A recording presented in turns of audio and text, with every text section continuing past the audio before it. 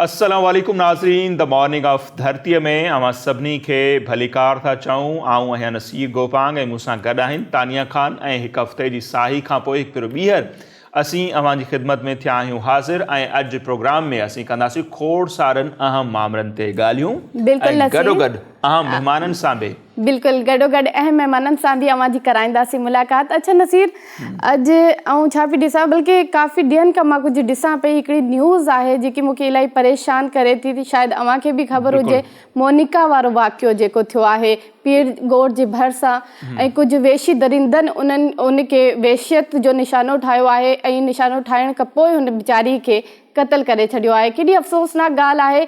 ऐं कॾहिं ही मामला हल थींदा, कॾहिं ही वहशत जेकी आहे असांजे माशरे में घटि थींदी नसीर? बिल्कुलु इहे इंतिहाई अफ़सोसनाक वाक़िया आहिनि। ऐं ताज़ो ई अव्हांखे यादि हूंदो कश्मीर में हिकिड़ी ॿारड़ी सां ज़्यादती वारो वाक़ियो पेश आयो, उनजो जेको जवाबदार हो उनखे अंजाम ताईं पहुचायो वियो आहे। पर अफ़सोसनाक वाक़ियो बिल्कुलु आहे मोनिका लाड़क वारो, जंहिंजो हाणे ज़िक्र कयो पिया। उन केस में हींअर ताईं 22 जेके जवाबदार आहिनि उहे पुलिस गिरफ़्तार कया आहिनि, पर अञा ताईं उन जवाबदार जी सुञाणप न थी सघी आहे त एक्चुअल जवाबदार कहिड़ा हुआ जन उन ॿारड़ी सां इहा ज़्यादती कई या उनखे क़तलु कयो। ऐं सिंध हाई कोर्ट बि उनजो नोटिस वरितो ऐं DIG सखर खां रिपोर्ट बि तलब कई वई आहे। उम्मीद असीं इहा ई कयूं था, उम्मीद आहे त DIG सकर फिदा हुसैन साहब ऐं सिंध पुलिस ते उम्मीद आहे त उहो जल्द ई वेशी दरिंदे खे गिरफ़्तार कंदा ऐं जल्द ई हुन न्याणी जे जेकी बि वालदेन उन्हनि खे इंसाफ़ मिलंदो। पर हिन सां गॾोगॾु हिकिड़ी ॿी न्यूज़ बि मां ॾिसां थी, ऐं उहो जेकी ॿी न्यूज़ आहे हुन त पहिरीं न्यूज़ सां मूंखे परेशान कयो आहे, पर हिन न्यूज़ बि मूंखे इलाही परेशान कयो आहे, बल्कि मूंखे न सभिनीनि खे परेशान कयो आहे। त उहो आहे व्हाट्सएप जी न्यू पॉलिसी। उहो कहिड़ी पॉलिसी आहे, माण्हू एतिरा छो परेशान आहिनि, आख़िरकार हीउ मामिलो आहे छा? नसीर साहब हिकिड़ो मिंट, तव्हां थधा साह था भरो, तव्हां बि त व्हाट्सएप इस्तेमालु कंदा आहियो? बिल्कुलु कंदो आहियां, पर आउं बिल्कुलु परेशान न आहियां। ऐं अव्हां जे ॻाल्हियुनि मां लॻे थो त अव्हां वाक़ई परेशान आहियो। न रुॻो अव्हां, पर सॼी दुनिया जेका आहे उन में परेशानी जी हिकिड़ी लहर पखिड़िजी वई आहे। जेका व्हाट्सएप जी इंतिज़ामिया पंहिंजी नई पॉलिसी इंट्रोड्यूस कराइण वञे पई, ऐं उहा उनखे प्राइवेसी पॉलिसी चयो थो वञे। ऐं इहो चयो वियो आहे त जेके बि माण्हू 8 फरवरी ताईं उन सां मुतफ़िक़ नथा थियनि उहे व्हाट्सएप जी जेका सर्विस आहे उहा यूज़ न करे सघंदा। सो उनजे करे खोड़ माण्हुनि खे परेशानी आहे, पर परेशान हुजणु न खपे। छो परेशान न हुजणु खपे? उन ते जेका हींअर ताईं मूं थोरी घणी ॼाण हासिलु कई आहे, जेका इन्वेस्टिगेशन कई आहे, जेको मुख़्तलिफ़ मामलनि सां मुंहिंजी उन मामले ते ॻाल्हि ॿोल थी आहे, त उहे इहो ॿुधाइनि पिया था त हीअ जेका पॉलिसी आहे छा। असल में त आउं ईअं चवंदुसि त व्हाट्सएप जी जेका इंतिज़ामिया आहे उन्हनि खे ही ऐलान करणु नाहे आयो, उन्हनि खां ग़लती थी वई आहे। लफ़्ज़नि जी चूंड जेका हूंदी आहे न उहा बि इम्पॉर्टेंट हूंदी आहे। उन्हनि चयो त प्राइवेसी पॉलिसी असीं इंट्रोड्यूस करायूं पिया ऐं जेको उन सां मुतफ़िक़ न हूंदो उहो असांजी सर्विस यूज़ न करे सघंदो। त सभु माण्हू परेशान थी विया त इहा प्राइवेसी पॉलिसी कहिड़ी हूंदी। ऐं पोइ इहे ॻाल्हियूं थियूं त अव्हां जेके प्राइवेसी हूंदी, जेके शयूं हूंदियूं उहे फेसबुक ऐं इंस्टाग्राम सां असीं शेयर कंदासीं। ज़ाती ज़िंदगी फेसबुक ऐं इंस्टाग्राम ते अची न, बिल्कुलु ईअं कोन्हे। जेका हींअर ताईं जेका मूं ॼाण हासिलु कई आहे, जीअं तव्हांखे मूं ॿुधायो त जेका नई पॉलिसी व्हाट्सएप जी इंतिज़ामिया आणणु वञे पई उन में आहे छा एक्चुअल, कहिड़ी अव्हांजी प्राइवेसी जेका हूंदी उहा पब्लिक कई वेंदी या फेसबुक या इंस्टाग्राम सां शेयर कई वेंदी। असल में ईअं आहे जो उन खे चयो थो वञे मेटा डेटा जेका पब्लिक कई वेंदी।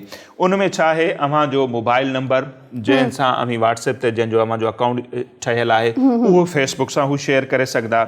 उन सां गॾोगॾु जेका IP एड्रेस आहे, जितां खां अव्हां नेट यूज़ कयो पिया उतां जेका एड्रेस आहे उहा अव्हां जी उन सां शेयर करे सघनि था। अव्हां जेको मोबाइल इस्तेमालु कयो था, जेको लैपटॉप इस्तेमालु कयो था, उनजो जेको मॉडल आहे उहो हू शेयर करे सघंदा।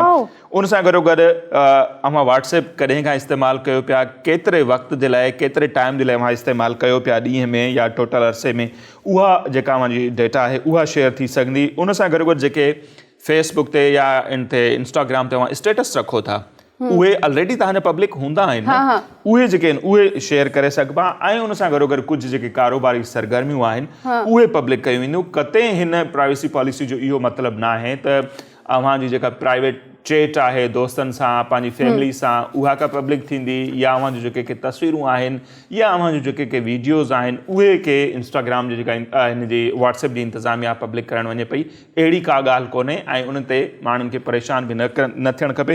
ही मुख़्तलिफ़ शयूं हुयूं जेका बहरहाल ही मुख़्तलिफ़ शयूं जेकॾहिं थी वञनि त काफ़ी असांजो माशरो बि बहितर थी वेंदो। अक्सर मोबाइल बि माण्हू जगुम थी वेंदा आहिनि, जल्दी मोबाइल मिली वेंदो। ऐं मां इलाही परेशान हुयसि। नसीर साहब यकीन ॿुधो तव्हां मुंहिंजी परेशानी छा, जेके ॾिसंदा आहिनि माण्हू उन्हनि जी बि परेशानी ख़तमु करे छॾी आहे। एतिरा परेशान छो हुआ? सरगर्मियूं मुंहिंजी का बि न आहिनि व्यूअर्स। ॻाल्हि सची आहे त असीं पंहिंजी पर्सनल लाइफ ईअं कीअं असीं शो करे सघूं था या माण्हू ईअं कीअं असांखे ॾिसी सघनि था असांजी शयुनि खे, पर्सनल लाइफ खे। बहरहाल तमामु सुठो तव्हां असांखे गाइड कयो आहे। बहरहाल हिते टाइम थियो आहे टॉप स्टोरीज़ जो। अचूं था ॾिसूं टॉप स्टोरीज़।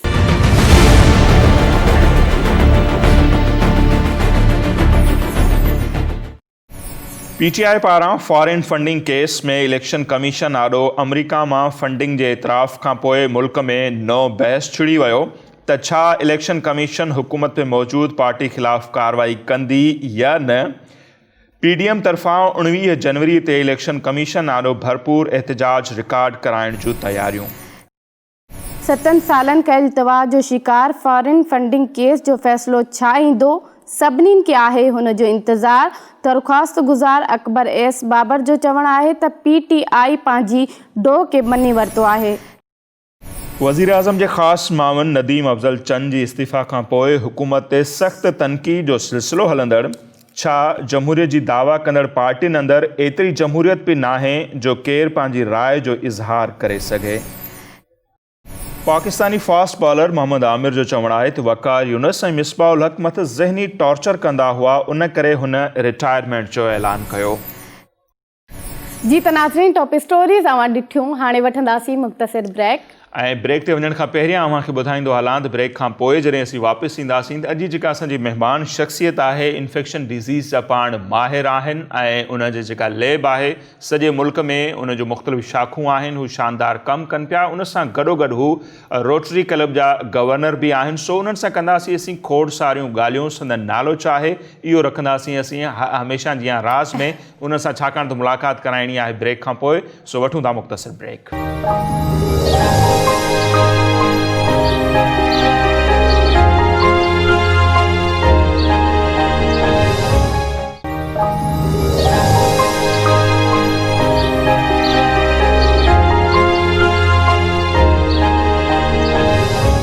जी नाज़िम, ब्रेक खां पोइ हिकु भेरो ॿीहर अव्हांखे प्रोग्राम में चऊं था भली कार। हिन वक़्तु जंहिं महिमान शख़्सियत असांखे प्रोग्राम में जॉइन कयो आहे पाण इन्फेक्शन डिज़ीज़ जा माहिर डॉक्टर आहिनि, प्रोफेसर आहिनि ऐं ईसा लैब यकीनन अव्हां जो नालो ॿुधल हूंदो। उन जा जेके CEO आहिनि, फाउंडर आहिनि, बानी आहिनि उन्हनि जा, प्रोफेसर डॉक्टर फरहान ईसा साहब अॼु उन्हनि असांखे जॉइन कयो आहे। सो इन्फेक्शन डिज़ीज़ जेके आहिनि उन ते बि असीं ॻाल्हि ॿोल कंदासीं। ईसा लैब जी जेके ख़िदमतूं आहिनि उन ते बि ॻाल्हाईंदासीं। गॾोगॾु अव्हांखे ॿुधाईंदा हलूं था प्रोफेसर डॉक्टर फरहान ईसा साहब रोटरी क्लब जा जेके आहिनि उहे गवर्नर बि आहिनि। सो उन्हनि जूं जेके ख़िदमतूं आहिनि उन ते बि पाण उन्हनि सां कंदासीं ॻाल्हि ॿोल।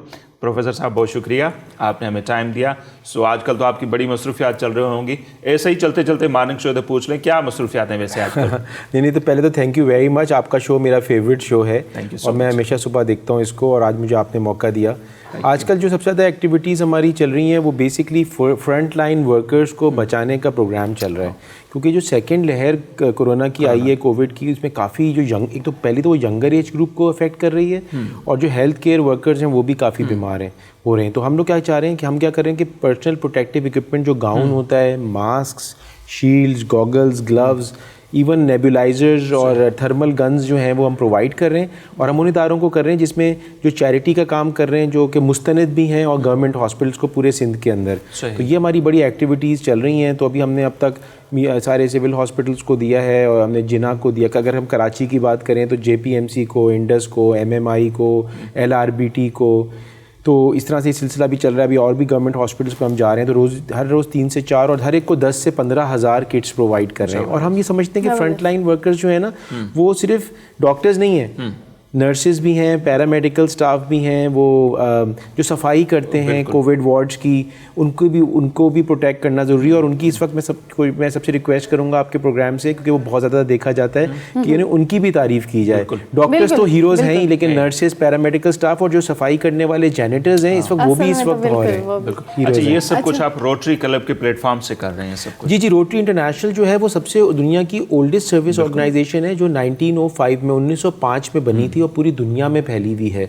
और हम ये समझते हैं कि जो उसके पाकिस्तान में भी बहुत सारे क्लब्स हैं, सिंध में तकरीबन 9500 से ज़्यादा क्लब्स हैं, और बलूचिस्तान में भी है, और पंजाब के के सब सारे सूबों में। तो हम समझते हैं कि रोटरी एक प्लेटफॉर्म है जिसकी थ्रू हम अपने आवाम की मदद कर सकते हैं। अच्छा, इसके स्ट्रक्चर जो है, बहुत सारे मेरे जानने वाले दोस्त हैं जो इसके मेंबर भी हैं, तो अगर कोई नया मेंबर बनना चाहे तो क्या स्ट्रक्चर होता है, किस तरह इसको ज्वाइन कर सकते हैं? देखिए, एक तो रोटरी जो है ना, बहुत अच्छा सवाल है। रोटरी जो है वो रोटरी एक बड़ी यूनिक ऑर्गेनाइजेशन है। इसके अंदर सर्विस भी है, कम्युनिटी की हेल्प भी है, और थ्रू फेलोशिप, थ्रू दोस्तियाँ, नेटवर्किंग, तो इसमें दोनों पार्ट्स इसके अंदर शामिल होते हैं, तभी इसकी यूनिकनेस है। इसमें है ये कि जैसे मैंने आपसे गुजारिश की कि तकरीबन हमारे 100 से ज़्यादा क्लब्स हैं सिंध के अंदर, कराची सारे सिंध के पार्ट है, तो उसमें किसी भी क्लब को आप ज्वाइन कर सकते हैं। It's usually by invitation. तो मैं ये बताऊंगा कि जब भी किसी को ज्वाइन करना है तो वो कोई भी रोटेरियन से कहे कि मुझे अपने क्लब की मीटिंग में ले जाएं। उस मीटिंग में बहुत सारी चीज़ें होती हैं, कभी कोई प्रोजेक्ट हो रहा होता है उसमें जा रहे होते हैं, या कभी जो है वो कोई स्पीकर भी बुलाते हैं। इसी वजह से, और उसमें फिर आपकी सबसे इंट्रोडक्शन हो जाता है। स्पीकर्स में ये होता है कि देखिए ना, जैसे फॉर एग्जांपल मैं मेडिकल फ्रेटर्निटी से हूँ, और जो है अब हमारे हर हफ्ते कोई ना कोई स्पीकर होता है। फॉर एग्जांपल कभी कोई यूनिलीवर्स का सीईओ है, कभी जो है वो डीजी रेंजर्स थे स्पीकर, उसके बाद दराज.pk का जो सीईओ है वो था। तो आपको कभी स्टॉक एक्सचेंज के चेयरमैन सुलेमान मेहदी वो स्पीकर थे। तो हर बंदे को इतनी ज़्यादा नॉलेज मिलती है कि कि उसका दिमाग काफ़ी चीज़ों में इंफॉर्मेशन मिलकर खुल जाता है, और वो काफ़ी चीज़ें अपनी फ़ायदा, बिजनेस में भी फ़ायदा हो सकता है, और दूसरों से मुलाकात भी होती है। लिटरेरी पर्सन भी हम देखते हैं, वो भी आते हैं, एक्टर वगैरह भी आते हैं, एक्टर्स, लिटरेरी पर्सन्स, एंकर्स, आप जैसे लोग, वो भी आते हैं और अपनी फील्ड के बारे में बताते हैं, उससे इंटरेस्ट भी होता है। और अच्छा, ख़ासतौर पे इसमें एक और हमारे पास है कि जो 18 से 30 इयर्स तक के जो लोग होते हैं ना, वो रोट्रैक्टर्स कहलाते हैं। तो उनको जब सीनियर लोगों से, रोटेरियन से मिलते हैं, स्पीकर से मिलते हैं, तो उनको सीखने का भी मौका मिलता है, लीडरशिप क्वालिटीज़ भी होती हैं उनके अंदर, और फिर एक ग्रूमिंग हो जाती है, और मेंटोर्स मिल जाते हैं। हमारे मुल्क में जो बहुत ज़्यादा ज़रूरत है ना, वो मेंटोरशिप की है, क्योंकि लोगों के अंदर बहुत टैलेंट है, अनबिलीवेबल टैलेंट है पाकिस्तानीज़ के अंदर, लेकिन उनको सही राह पे लगाना और सही गाइडेंस दे देना उस फील्ड के अंदर। जैसे अगर कोई टीवी में आना चाहता है और वो एंकर बनना चाहता है, तो जितना अच्छा आप लोग गाइड कर सकते हैं वो मैं तो नहीं कर सकता। सो तो हमारे यहाँ पाकिस्तान में कल्चर ऐसा होता है कि लोग कहते हैं कि हमारे, उनसे पूछो आपके मेंटोर कौन है, तो वो कहते हैं कि आप हमारे मेंटोर हमारे पेरेंट्स हैं। वो तो पेरेंट्स तो ज़ाहिर बहुत प्यार करते हैं, लेकिन जिस फील्ड में आपको जाना है उसका मेंटोर होना चाहिए। और रोटरी को ऐसा प्लेटफॉर्म है जो कनेक्टिविटी बहुत करा देता है, और फिर अपॉर्चुनिटी मिलती है कम्युनिटी सर्विस की। तो जब भी आप कोई प्रोजेक्ट करते हैं तो उसके अंदर ज़ाहिर है एक को लीडर होना होता है, टीम वर्क कैसे करना है। तो मतलब आई थिंक कि जो भी रोटेरियंस हैं वो फिर बाद में बहुत सक्सेसफुल बिजनेसमैन भी बनते हैं। ओके, अच्छा, इसकी मेंबरशिप के और जो देखने वाले हैं उनको भी समझ में आए,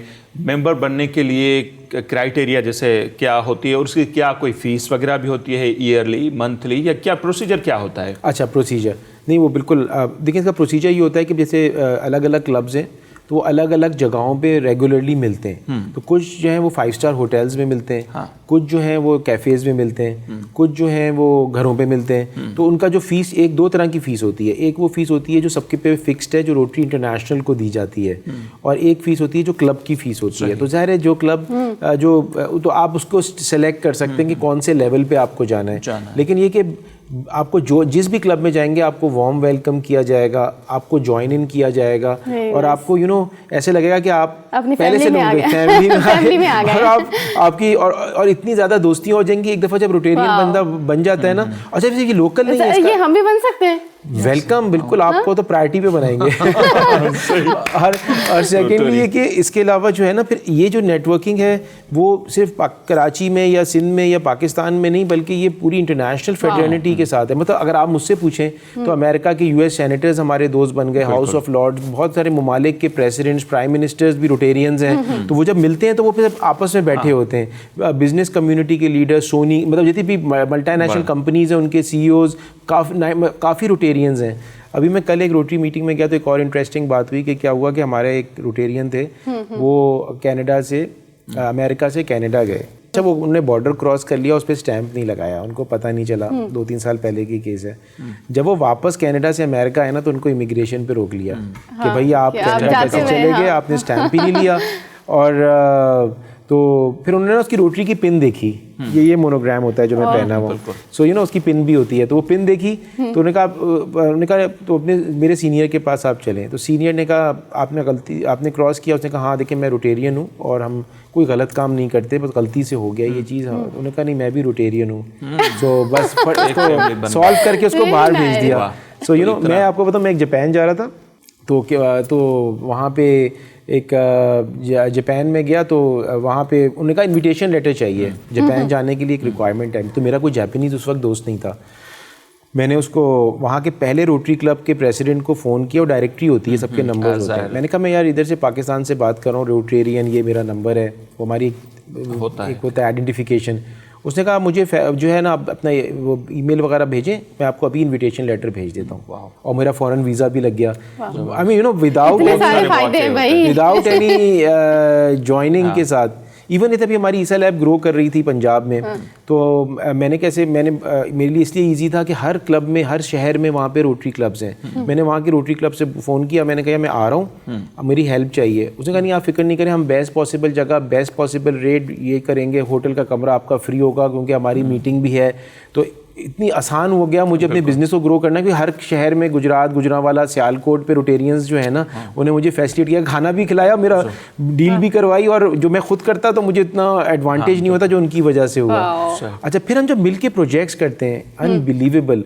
हमने अभी आर्म फोर्सेस के साथ मिल के यहाँ पे कराची का फील्ड आइसोलेशन सेंटर एक्सपो में काम किया, जो कि एक 6 दिन के अंदर मैं कहूँगा कि आर्मी की लीडरशिप भी थी, और जाहिर है कि गवर्नमेंट ऑफ सिंध, इनका बहुत बड़ा कंट्रीब्यूशन है, मैं मुबारकबाद देता हूँ। और उसके थ्रू जो है वो 6 दिन के अंदर वो आइसोलेशन सेंटर फॉर कोरोना तैयार हुआ, और वो अब तक चल रहा है टिल डेट। और आपको बताऊँ कि हिंद गवर्नमेंट ने उसमें बड़ा कंट्रीब्यूशन किया, आर्मी लीड करी, और इस वक्त ईसा लैब भी वहाँ पे 24 घंटे फ्री सर्विसेज दे रही है वहाँ पे। और रोटरी ने सारी सामान वमान ये चीज़ें उसमें शुरू में प्रोवाइड करी थी कि वो स्टार्ट हो सके जब क्राइसिस थी। तो एक ऐसा प्लेटफॉर्म है। अच्छा, इसमें ना कोई मज़हब नहीं देखता, कोई इसमें ये नहीं देखता कि कल्चर, क्लास, क्रीड, ज़ात, और सब मिल के होते हैं, और इतनी अच्छी दोस्ती होती है। मैं समझता हूँ अगर ये स्पिरिट सब में आ जाए तो पाकिस्तान को तरक्की करने से कोई नहीं रोक सकता। अच्छा डॉक्टर साहब, 1986 में 1986 में आपने ईसा लैब की बुनियाद रखी, ये आपको ख्याल कैसे आया वैसे? असल में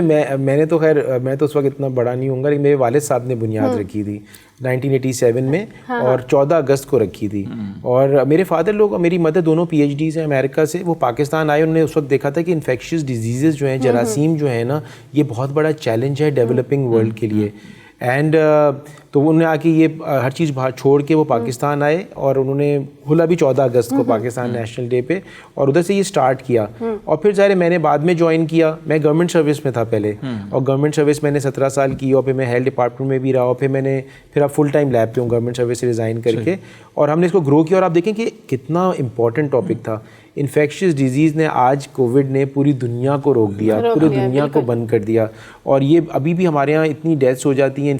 अगर आप देखेंगे ना कि डॉक्टर के पास जब आप जाते हैं, कोई भी शख्स जाता है, तो सबसे ज़्यादा क्या मसाइल होते हैं? ज़्यादातर होता है जरासीमों के मसले, गला ख़राब है, टॉन्सिल्स हैं, बुखार है, सर में दर्द है, मतलब बहुत ज़्यादा बर्डन इन्फेक्शियस डिजीज़ का है। अगर आँखों के डॉक्टर के पास जाते हैं, ज़रूर नंबर चेक कराने जाते होंगे, लेकिन ये कि आंखों में इन्फेक्शन हो गई, ENT के पास जाते हैं क्योंकि नज़ला ज़ुकाम खांसी हो रही, तो इन्फेक्शन का बहुत बड़ा बर्डन है।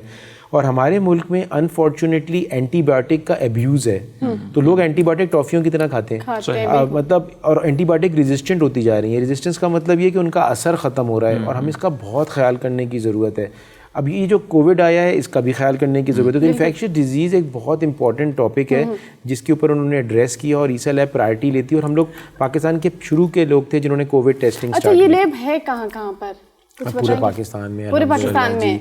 तो वी आर, हमारे तकरीबन 60 से ज़्यादा सेंटर्स कराची में हैं। तो कराची तो हब है ना, और फिर हमारे ज़ाहिर मीपो ख़ास हैदराबाद, गुजरात, गुजरांवाला, इस्लामाबाद, इस तरह करके स्कैटर्ड है। सो हम लोग अभी और हम इस वक्त ज़्यादा ब्रांचेस खोल रहे हैं। हमने 1 महीने के अंदर तकरीबन 12 ब्रांचेस खोली हैं और उसका मकसद ये है कि इस टाइम के अंदर हम जॉब अपॉर्चुनिटीज़ भी क्रिएट करना चाह रहे हैं। तो ग्रोथ तो हमें करनी थी, वो तो एक ऑर्गेनाइजेशन ग्रो करती है, लेकिन इस वक्त जो ख़ास तौर पे हमने स्पीड अप किया है वो इसका रीज़न ये है कि जॉब्स मिलें लोगों को। क्योंकि देखें हम लोग हमेशा जो है ना कभी किसी न किसी को ब्लेम करते रहते हैं। हाँ। ये उसने काम नहीं किया, ये गवर्नमेंट ने काम नहीं किया, ये मेरे दोस्त ने मदद नहीं की, बट हम कभी ये नहीं देखते अपने गिरबान में कि हमने क्या किया है। और तो हम ये समझते हैं कि अपनी एक जैसे शेर है ना कि शम्मा जलाते जाएं। हर एक इंसान अपनी शम्मा जलाते जाए। शब से तो कहीं बेहतर अपने हिस्से की कोई शम्मा जलाते जाए। अच्छा, इन्फेक्शन डिजीज़ पर अगर आ जाएं, जो हमारे सारे सिंध में और जहाँ भी सिंधी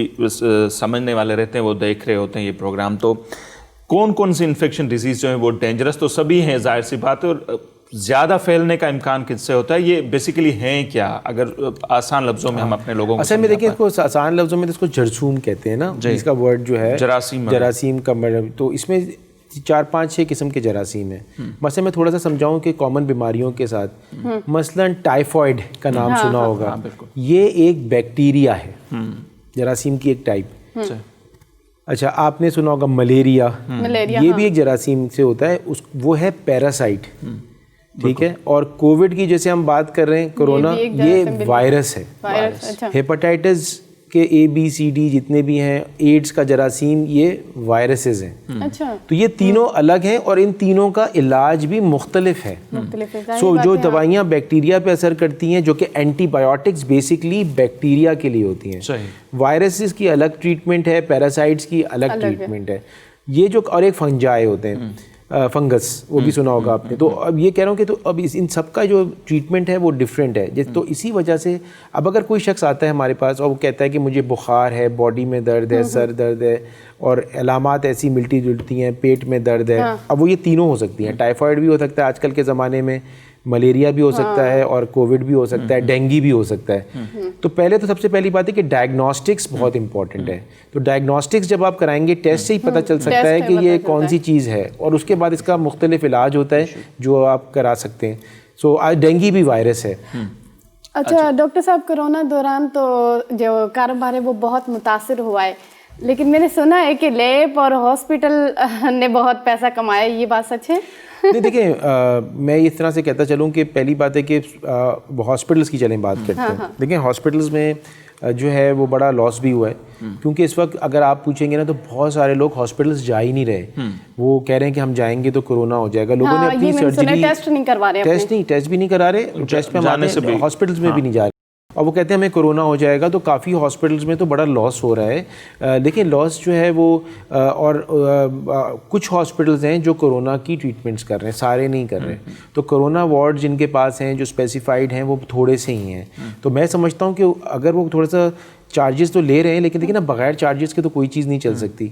और वो जो, लेकिन वो बहुत कम है, और अभी भी आप जाएंगे तो उनके पास भी वेंटिलेटर्स नहीं है। हाँ, और लोगों के पास पैसे देने को हैं लेकिन वो कर नहीं सकते। तो आई थिंक कि उनको भी सपोर्ट करना चाहिए। मेरा कोई हॉस्पिटल नहीं है, लेकिन मैं कह रहा हूँ उनको भी सपोर्ट करना चाहिए। कम से कम वो लोगों को, अगर जहाँ पे गवर्नमेंट के पास कैपेसिटी फुल हो गई है तो वो लोगों को कम से कम इलाज तो कर सकें, क्योंकि ज़िंदगी है तो फिर सारी चीज़ें।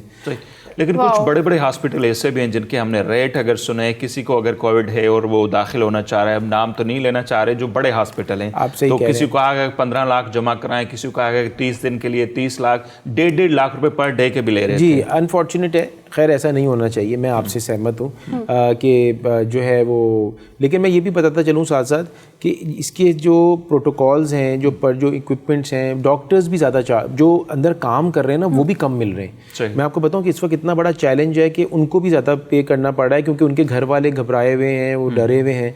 लेकिन मैं फिर भी मैं आपसे कहूँगा कि गवर्नमेंट तो फ्री इलाज कर रही है। सिविल हॉस्पिटल, अगर हम सिंध की बात करते हैं, लियारी जनरल हॉस्पिटल फ्री इलाज कर रहा है, और सबसे बड़ा जो पाकिस्तान का आइसोलेशन सेंटर एंड HDU है, एक्सपो सेंटर पे जो चल रहा है वो फ्री इलाज कर रहा है। तो मैं ये रिक्वेस्ट करूंगा कि इसके बजाय कि लोग प्राइवेट की तरफ जाएं, उनको चाहिए कि इन पे जाएं गवर्नमेंट की तरफ, और ये खासतौर पे एक्सपो पे जाएं जहाँ पे आर्मी की लीडरशिप में जो है वो फ्री इलाज हो रहा है। आपको मैं बताऊँ इतना बेहतरीन इलाज है कि दुनिया के अंदर इसकी चर्चा हो गया है कि ऐसा यूनिट जो इतना फास्ट बना है। और मैं आप सबको भी इनवाइट करता हूँ कि आप एक दिन एक शो वहाँ पे करें और वहाँ पे आप देखेंगे कि किस तरह से वो प्लान चल रहा है। एक है ग्रीन एरिया जहाँ पे मैनेजमेंट बैठती है, फार्मेसी है, रिसोर्सेज और वगैरह। एक है ऑरेंज जोन। ऑरेंज जोन में लैब है हमारी, हम जैसे 24 घंटे फ्री सर्विसेज दे रहे हैं और वहाँ पे यानी, और एक है रेड जोन जहाँ पे पेशेंट्स हैं। आपको पता है टूथपेस्ट, टूथब्रश, हर चीज़ फ्री है। मैं अच्छा, अब आपने जो बात की ना महंगाई की, एक साहब का फ़ोन आया, वो एक और टेलीविज़न चैनल के एंकर है, उन्होंने मुझसे कहा कि मुझे कोविड हो गया। मैंने कहा आप ऐसा करें, मैं आपको इधर दरवाज़ा खुला रहता है, आप field isolation centre Karachi expo में चले जाइए और मैं आपको वहाँ पे एडमिट, वो आराम से एडमिट हो जाएंगे and we will help you. कहते नहीं वो मैं प्राइवेट में जाऊंगा। अब प्राइवेट में गए तो उनको 70,000 का नुस्खा दे दिया पर डाइल का। फिर 2 दिन बाद मुझसे कहते हैं कि मैं वहीं पे जाना चाहता हूँ। फिर मैं उनको वहाँ पे मैंने जब कराया तो कहते हैं मुझसे गलती हो गई। बहुत अच्छी बात है। अच्छा, ये बातचीत का सिलसिला जारी रहेगा व्यूअर्स। हाई टाइम तो नंढी शॉर्ट ब्रेक जो वापस मोटींदासीं असां सां गॾु रहिजो।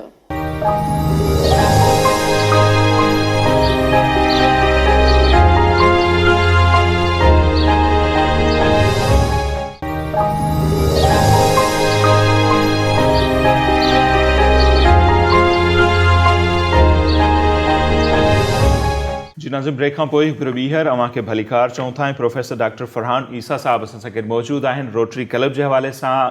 ख़ासि तौर ते कोरोना जी जेका सूरत हाल आहे उनखां पोइ जेके उन्हनि जूं ख़िदमतूं आहिनि उन ते असांजी ॻाल्हि ॿोल हले पई। अच्छा सर, वैक्सीन का भी बड़ा चर्चा चल रहा है ना, बहुत सारे ममालिक में तो ट्रायल के बाद लगाना भी शुरू कर दिया। मेरे ख्याल पाकिस्तान में भी ट्रायल तो काफ़ी अरसे से चल रहा है। कहाँ ये जा रहा है, कनाडा, अमेरिका, ये जो बड़े बड़े ममालिक हो गए उन्होंने अपनी आबादी से 2 गुना 3 गुना एक्स्ट्रा एडवांस में बुकिंग करवा ली है वैक्सीन की। अगर ये सूरत हाल बनी रही, जो बड़े बड़े ममालिक हैं जिनके पास बहुत ज़्यादा पैसा है, तो फिर जो हमारे जैसे ममालिक हैं वहाँ तक ये वैक्सीन कब तक पहुँचेगी? ये बड़ा अच्छा आपने सवाल पूछा है। यहाँ तक तो पहुँच जाएगी, ये पूछना है गरीब आवाम तक कैसे पहुँचेगी? यहाँ तक तो पहुँच जाएगी। वो भी डिले है, दोनों सवाल हैं। तो मतलब ये देखिए, पहली चीज़ तो ये है कि फॉर्चुनेटली जो है ना, जो एथिकल, जो काफ़ी ममालिक के दरमियान ना एक मुआहिदा भी हुआ हुआ है। तो एक वैक्सीन की कंसोर्टियम बनी हुई है, उसमें ये कमिट किया गया है कि पाकिस्तान को और डेवलपिंग कंट्रीज़ को भी मौका दिया जाएगा और वैक्सीन प्रोवाइड होंगी।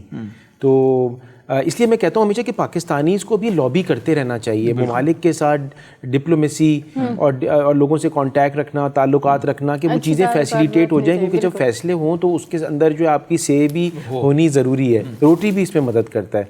अच्छा, एनीवेज, तो जो वो वैक्सीनेशंस हैं, अब हमारे यहाँ क्या है कि वैक्सीनेशंस जो है तकरीबन 9 टाइप्स की वैक्सीनेशन दुनिया में बन रही हैं और उनकी टेक्नोलॉजी भी थोड़ी थोड़ी अलग अलग है।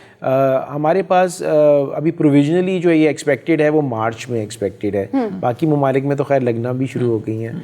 हमारे मुल्क में जो वैक्सीन का ट्रायल चल रहा है वो चाइनीज़ वैक्सीन का ट्रायल चल रहा है और वो तकरीबन 8-10 जगहों पे चल के वो तकरीबन अख्ताम पे आ रहा है। और drug regulatory authority of Pakistan, जिससे वैक्सीन को रजिस्टर होना होता है, उससे वो प्रोसेस भी स्टार्ट हो गया है। और इमरान खान साहब की गवर्नमेंट ने जो है वो ज़ाहिर प्रोविंशियल गवर्नमेंट के साथ मिलके $225 मिलियन इसके लिए अलग से रखे हैं। जो $250 मिलियन बहुत काफ़ी बड़ा अमाउंट है जो वैक्सीनेशन के लिए, जो हर एक को दस्तयाब होगी। अब इन्होंने एक और ऑप्शन दिया है कि प्राइवेट सेक्टर भी इंपोर्ट कर सकता है। सो कि भाई हाँ, तो मकसद ये है कि लोग ज़्यादा वैक्सीनेटेड हो जाएं, तो गवर्नमेंट भी वैक्सीनेशंस करेगी और प्राइवेट सेक्टर भी लाइन पे लगा हुआ है कि वो भी वैक्सीनेशंस को इंपोर्ट करके वो भी लगाना शुरू करे। बॉटम लाइन ये है कि वैक्सीनेशंस, हर किस्म की वैक्सीन जो है ना, वो बेहतरी देती है, बॉडी को प्रोटेक्ट करती है। इसके बारे में अब हमें ये नहीं पता। इसके 2 डोजेज़ होंगे, एक लगेगा और एक फिर 21 दिन के बाद लगेगा। तो 2 डोजेज़ एक को लगा के फिर समझा जाता है कि इम्यूनिटी होगी। बाहर अभी कुछ लोगों को एक ही डोज लगा था, उसके बाद भी उन लोगों को कोविड हो गया। अभी रिसर्च आर्टिकल पब्लिश हुआ है, तो 2 डोज लगेंगी इसकी। अब इसका एक तरीकाकार होगा कि एक तो वैक्सीन को आना और गरीब को लगने से पहले एक बीच का स्टेज भी है कि वो ये होगा कैसे, होगा कैसे, अगर हाँ होगा कैसे, कितने सारे लोगों को वैक्सीनेट करना। अच्छा, हमारे मुल्क में ना वैक्सीन के बारे में बड़ी र्यूमर्स भी उड़ जाती हैं। हाँ, वही मेरा नेक्स्ट बहुत क्वेश्चन था कि negative, कुछ हाँ। एलिमेंट्स ऐसे हैं ना सिर्फ इस वैक्सीन के हवाले से, आपको याद होगा आप तो बल्कि मलेरिया, हाँ, बाकी शुरू में चीज़ों के जब बारे में। आयोडीन नमक आया था उसके हवाले से भी कहा गया था कि ये आबादी रोकने के लिए है। पोलियो के हवाले से ऑलरेडी जो बना हुआ है माइंडसेट, अभी कोरोना को तो अभी तक कुछ एलिमेंट्स ऐसे हैं जो तस्वर मान ही नहीं रहे कि ये इस तरह की वबा है, आपको तो पता। अब इस वैक्सीन के हवाले से भी नेगेटिव जो थॉट्स हैं वो लोगों में पहुंचाए जा रहे हैं कि इससे ये नुकसानात होंगे। असल में 2-3 वजूहत हैं इसकी। पहली वजह यह है कि हम लोग किसी पे ट्रस्ट नहीं करते। सो हम क्योंकि हमारे पॉलिटिशियन एक दूसरे पे ट्रस्ट नहीं करते और वो दूसरे को सुनाते रहते हैं, वो फिर नीचे तक जाती है ना बात। हम भी वही देख रहे हैं। और फिर एक पॉलिटिशियन कोई आते हैं, वो कोई कमिटमेंट देते हैं तो फिर होता नहीं है। फिर बिजनेस कम्युनिटी में भी जो ओनर्स हैं वो कुछ अपने स्टाफ से कमिटमेंट करते हैं, फिर वो नहीं होती। तो और फिर लोगों की आपस में भी कमिटमेंट नहीं होती। अगर आज मैं आपको, मुझसे पैसे आप लें और मैं आपको चेक दे दूं, तो आप सोचेंगे यार ये चेक पता नहीं चेक क्लियर होगा कि नहीं क्लियर होगा। मतलब ये शक हमारे ना, तो हमें, क्योंकि हमारे पास लीडरशिप का भी फुकदान है। बट बॉटम लाइन ये है, मैं आपको बताऊं, ये आबादी को जो कंट्रोल करने वाली चीज़ें नहीं, तो बहुत बड़ा जोक है। क्योंकि हमारे मुल्क की जो सबसे बड़ा जो चैलेंज है ना, वो आबादी का बढ़ना है। और अगर ये दोनों चीज़ें जो हैं, आयोडीन और पोलियो की वैक्सीन अगर आबादी को रोक रही होती हैं तो ये काम नहीं कर रही हैं। इसका मतलब है कि they are not doing their job. इस तरह की बातें सुनी होगी वसीतुल्लाह खान साहब का 100% है ना, तभी तो मैं ऐसे बता रहा हूँ कि वो फिर ये अपना काम नहीं कर रही हैं अगर ये इसकी वजह से सही से काम नहीं कर रही। तो बट एनीवेज वैक्सीनेशंस प्रोटेक्ट करती हैं। अब जब होता क्या है कि कुछ लोग इसलिए भी डर जाते हैं कि देखिए वैक्सीन जब आप बॉडी में लगाते हैं ना, तो हमारी बॉडी उसके खिलाफ रिएक्शन करती है, अटैक, क्योंकि वो समझती है असली जरासीम है और तैयारी पकड़ लेती है। कभी कभार थोड़ा सा बुखार हो जाता है, बॉडी में दर्द होती है, जो कि नेगेटिव बात नहीं है, जो कि पॉजिटिव बात है। इसका मतलब कि वैक्सीन बॉडी जो है काम कर रही है और वो आपकी उससे लड़ाई कर रही है। मैं सबसे ये रिक्वेस्ट करूंगा कि वैक्सीनेशंस जो हैं वो दुनिया में बीमारियां ख़त्म हो चुकी हैं। स्मॉल पॉक्स जो है वो एक बहुत बड़ा एक चैलेंज था। आप लोग तो बहुत छोटे उम्र में, जब हम छोटे हुआ करते तो बहुत सारे लोग नज़र आते थे, इनके दाग होते थे, और ये वैक्सीनेशन से ही ख़त्म हुआ है। और कॉन्स्पिरेसी थ्योरीज हमेशा जो है ना वो आती रहती हैं। आपको बताऊँ, इंटरेस्टिंगली बताऊँ एक और बात आपको, आप वैक्सीनेशन की बात करें ना, एक दूसरा ग्रुप भी है। एक तो रोक रहा है ना इस चीज़ को, दूसरा एक ग्रुप है जो कि जब ये फ्लू फैलता था ना, जब ये डिफरेंट टाइप्स के फ्लू फैले, स्वाइन फ्लू वगैरह दुनिया में, फ्लाइट्स का उस वक्त भी चैलेंज आया था, उस वक्त लोग फ्लू पार्टीज़ कर रहे थे। और अभी जो है ना काफ़ी जगहों पे लोग कोरोना पार्टीज़ कर रहे हैं। अच्छा, ये कोरोना पार्टी क्या चीज़ है? ये वो वाली पार्टी नहीं है आप यंग लोगों की। ये पार्टी ये है कि जिस तरह रेगुलर पार्टी होती है ना, इसी तरह से मम्स की वैक्सीन जब नहीं आई थी तो लोग मम्स की पार्टीज़ करते थे। वो क्या होता था, जो उस मम्स में क्या है कि वो बच्चों की बीमारी है ना, बच्चों में अगर लग जाए तो ठीक है, मतलब इतना बड़ा मसला नहीं है, बड़ों में लग जाए तो बहुत सारे उसके डैमेजेस हैं। तो वो क्या करते थे कि वो एक दावत रखते थे, सारे बच्चों को बुलाते थे, और जिसको मम्स हुआ है या चिकन पॉक्स हुई हुई है उसको भी बुलाते थे। और चिकन पॉक्स का बच्चा आता था, उसको लॉलीपॉप खिलाते थे, और वही लॉलीपॉप सबको खिलाते थे, सबको, यानी हो के ख़त्म हो। और इस वक्त भी बहुत सारे ममालिक में एक ग्रुप जो है वो तो कोरोना को मान ही नहीं रहा, और एक इतना ज़्यादा मान रहा है कि वो कह रहा है यार मुझे लग जाए कोविड, कोरोना हो जाए और मैं ठीक हो जाऊँ। तो वो क्या करते हैं, पार्टी रखते हैं और उसमें कोरोना के पेशेंट्स को बुलाते हैं और खाना पीता, झपकियाँ, ये वो, और ख़ुद करते हैं। तो ये भी एक फिनोमेना है, और ये बैंड हुआ है बहुत सारी मुल्क ममालिक के अंदर। तो वर्ल्ड इज स्ट्रेंज, बिल्कुल क्या चीज़ें हो रही है। अच्छा, पाकिस्तान के लोग अपनी सेहत के मामले में कितने सीरियस है अगर देखा जाए तो, आपको क्या लगता है? मेरे ख्याल से हेल्थ और एजुकेशन के बारे में तो बिल्कुल भी सीरियस नहीं, खाने पीने के बारे में बड़े सीरियस हैं। मतलब हेल्थ और एजुकेशन तो लीस्ट प्रायोरिटी है ना। आपको मैं बताऊं, आपने भी कॉस्ट की बात की, मेरा हॉस्पिटल नहीं, से मैं न्यूट्रल बता सकता हूँ। अब मैं आपको बताऊं कि लोग खाने पे जाएंगे ना, वहाँ पे 5-10 हज़ार रुपये का बिल दे देंगे, कोई उनको इशू नहीं है। मैं ब्यूटी पार्लर भी कहना वाला था, लेकिन अब नहीं कहूँगा, लेकिन ये कि कपड़ों पे या नाइस सूट्स पे भी खर्च कर देंगे। लेकिन जब वो डॉक्टर के पास जाएंगे ना, तो 200 रुपये देने के लिए ना उनको मतलब प्रॉब्लम होगा, पता नहीं क्या हो जाएगा। हाँ, आई मीन तो हेल्थ। अच्छा, दूसरी बात है कि हमें ना, एक तो होती है हेल्थ, एक होता है हेल्थ होता है जब आप बीमार हो गए, एक होता है प्रिवेंशन। देखिए, हम जो ईसा लैब पे भी बात करते हैं ना, वो कहते हैं प्रिवेंशन की तरफ जाएं, बीमारी ही ना हो आपको।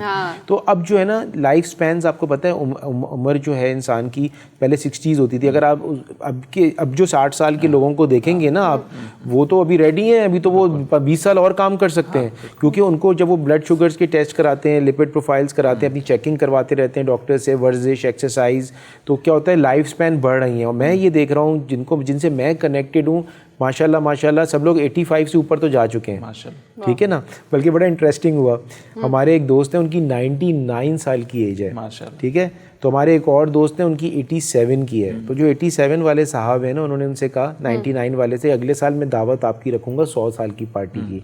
तो वही कहते हैं तुम तो एक्सरसाइज नहीं करते, मैं तो होऊंगा, पता नहीं तुम होगे कि नहीं होगे उस वक्त तक। सो यू नो एक सदी की पार्टी। अच्छा वो 99 वाला बोल रहा था मैं तो होऊंगा। हाँ, क्योंकि मैं एक्सरसाइज करता हूँ, वॉक करते हो, तुम करते नहीं हो। तो अभी भी देखिए ना, कोरोना से बचने के लिए जो चीज़ें बहुत ज़रूरी है ना, वो ये है कि एक तो हमें पता है हाथ साफ करने धोना चाहिए। देखिए हाथ धोने का भी जो है ना तरीका है, अगर आप कहें तो मैं जल्दी से बता देता हूँ कि आपने साबुन लिया, सैनिटाइजर लिया और आपने अपने हाथ में लगाया, 3-4 तरीके, लेकिन मेरा तरीका जो है, और आपने यहाँ पे रगड़ना है जोर से, ठीक है, क्योंकि लाइंस है ना इसमें जरासीम रह जाते हैं। मैं कॉलेज में बता रहा था तो लड़के लड़कियाँ मुझसे, लड़का खड़ा हो गया, कहते सर अगर ज़्यादा रगड़ेंगे तो हमारी शादी की लाइन तो नहीं मिट जाएगी।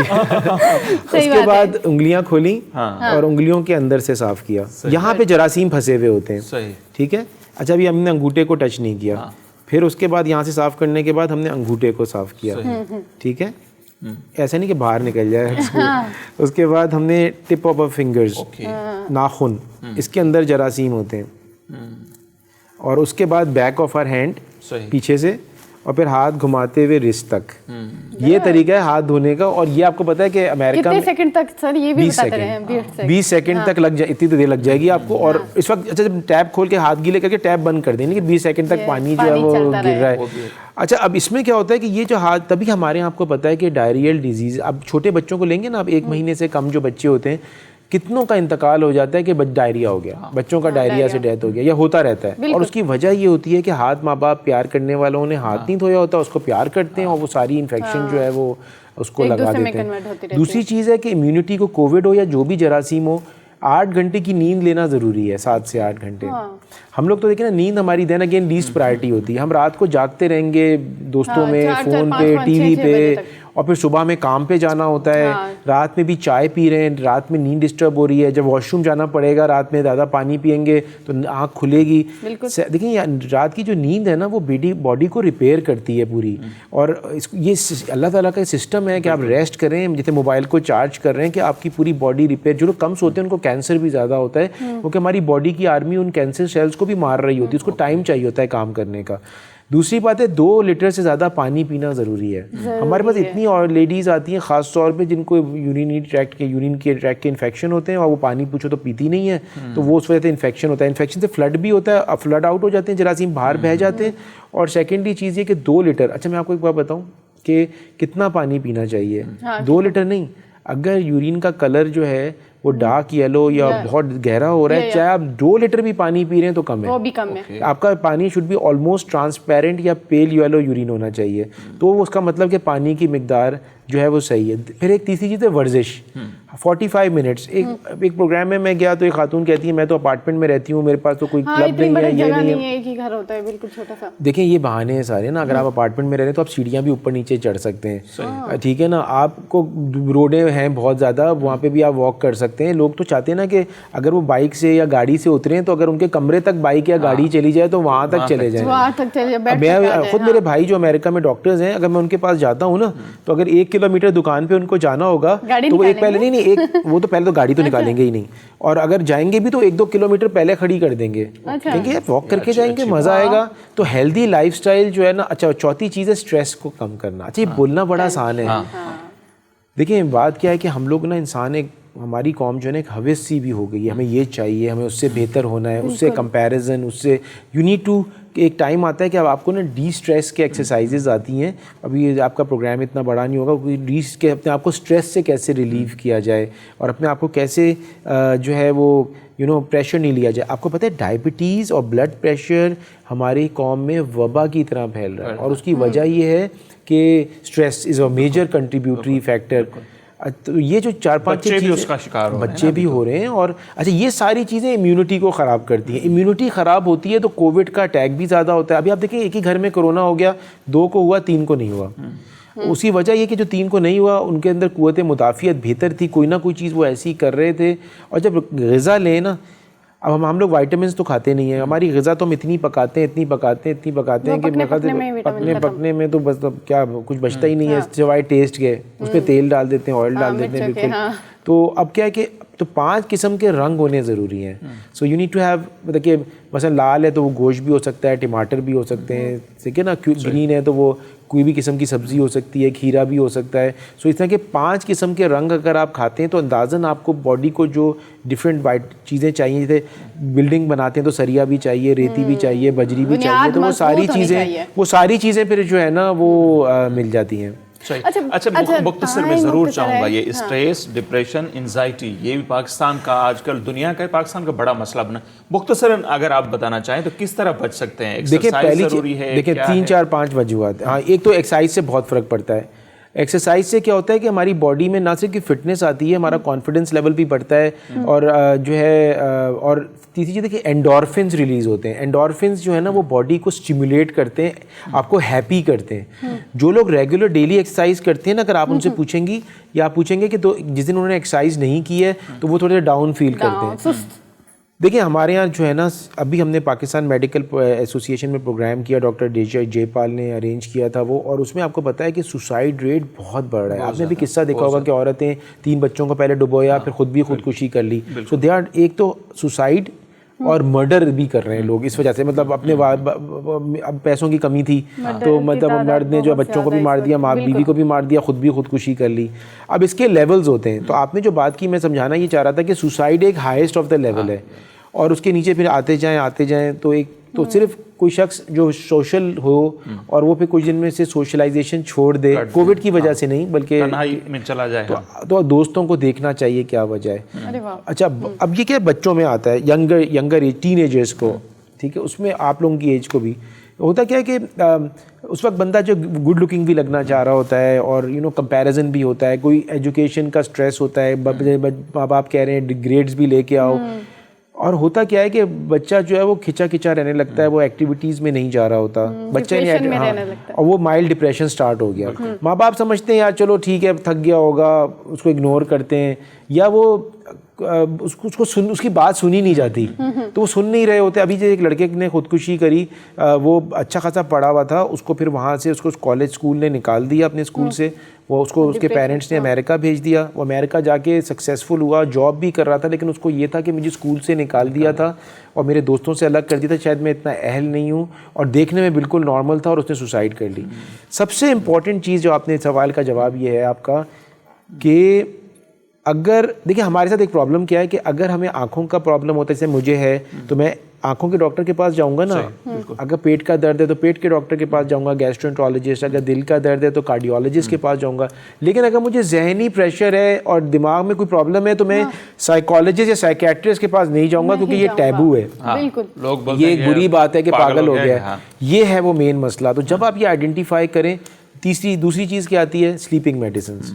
हो क्या रहा है कि लोगों को नींद नहीं आती, पहले तो एक्टिविटी करते रहते हैं, फिर दवाइयाँ लेना शुरू करते हैं, दवाइयाँ बगैर डॉक्टर से पूछे लेते हैं। हमारे केमिस्ट दवाइयाँ देना शुरू कर देते हैं, पहले एक लेते हैं, फिर 2 लेते हैं, फिर आदत बढ़ती जा रही है। अब ये जो है ना, सारे हार्मोन्स को, आपके दिमाग के जितने केमिकल्स हैं वो सबको डिस्टर्ब कर रही है, और डॉक्टर की एडवाइस ले नहीं रहे और एडिक्ट होना शुरू हो जाते हैं। फिर आपको पता है फिर ये चीज़ आती है कि नींद ही नहीं आ रही, फिर वो भी एंजाइटी कॉज कर रहा होता है, ठीक है ना।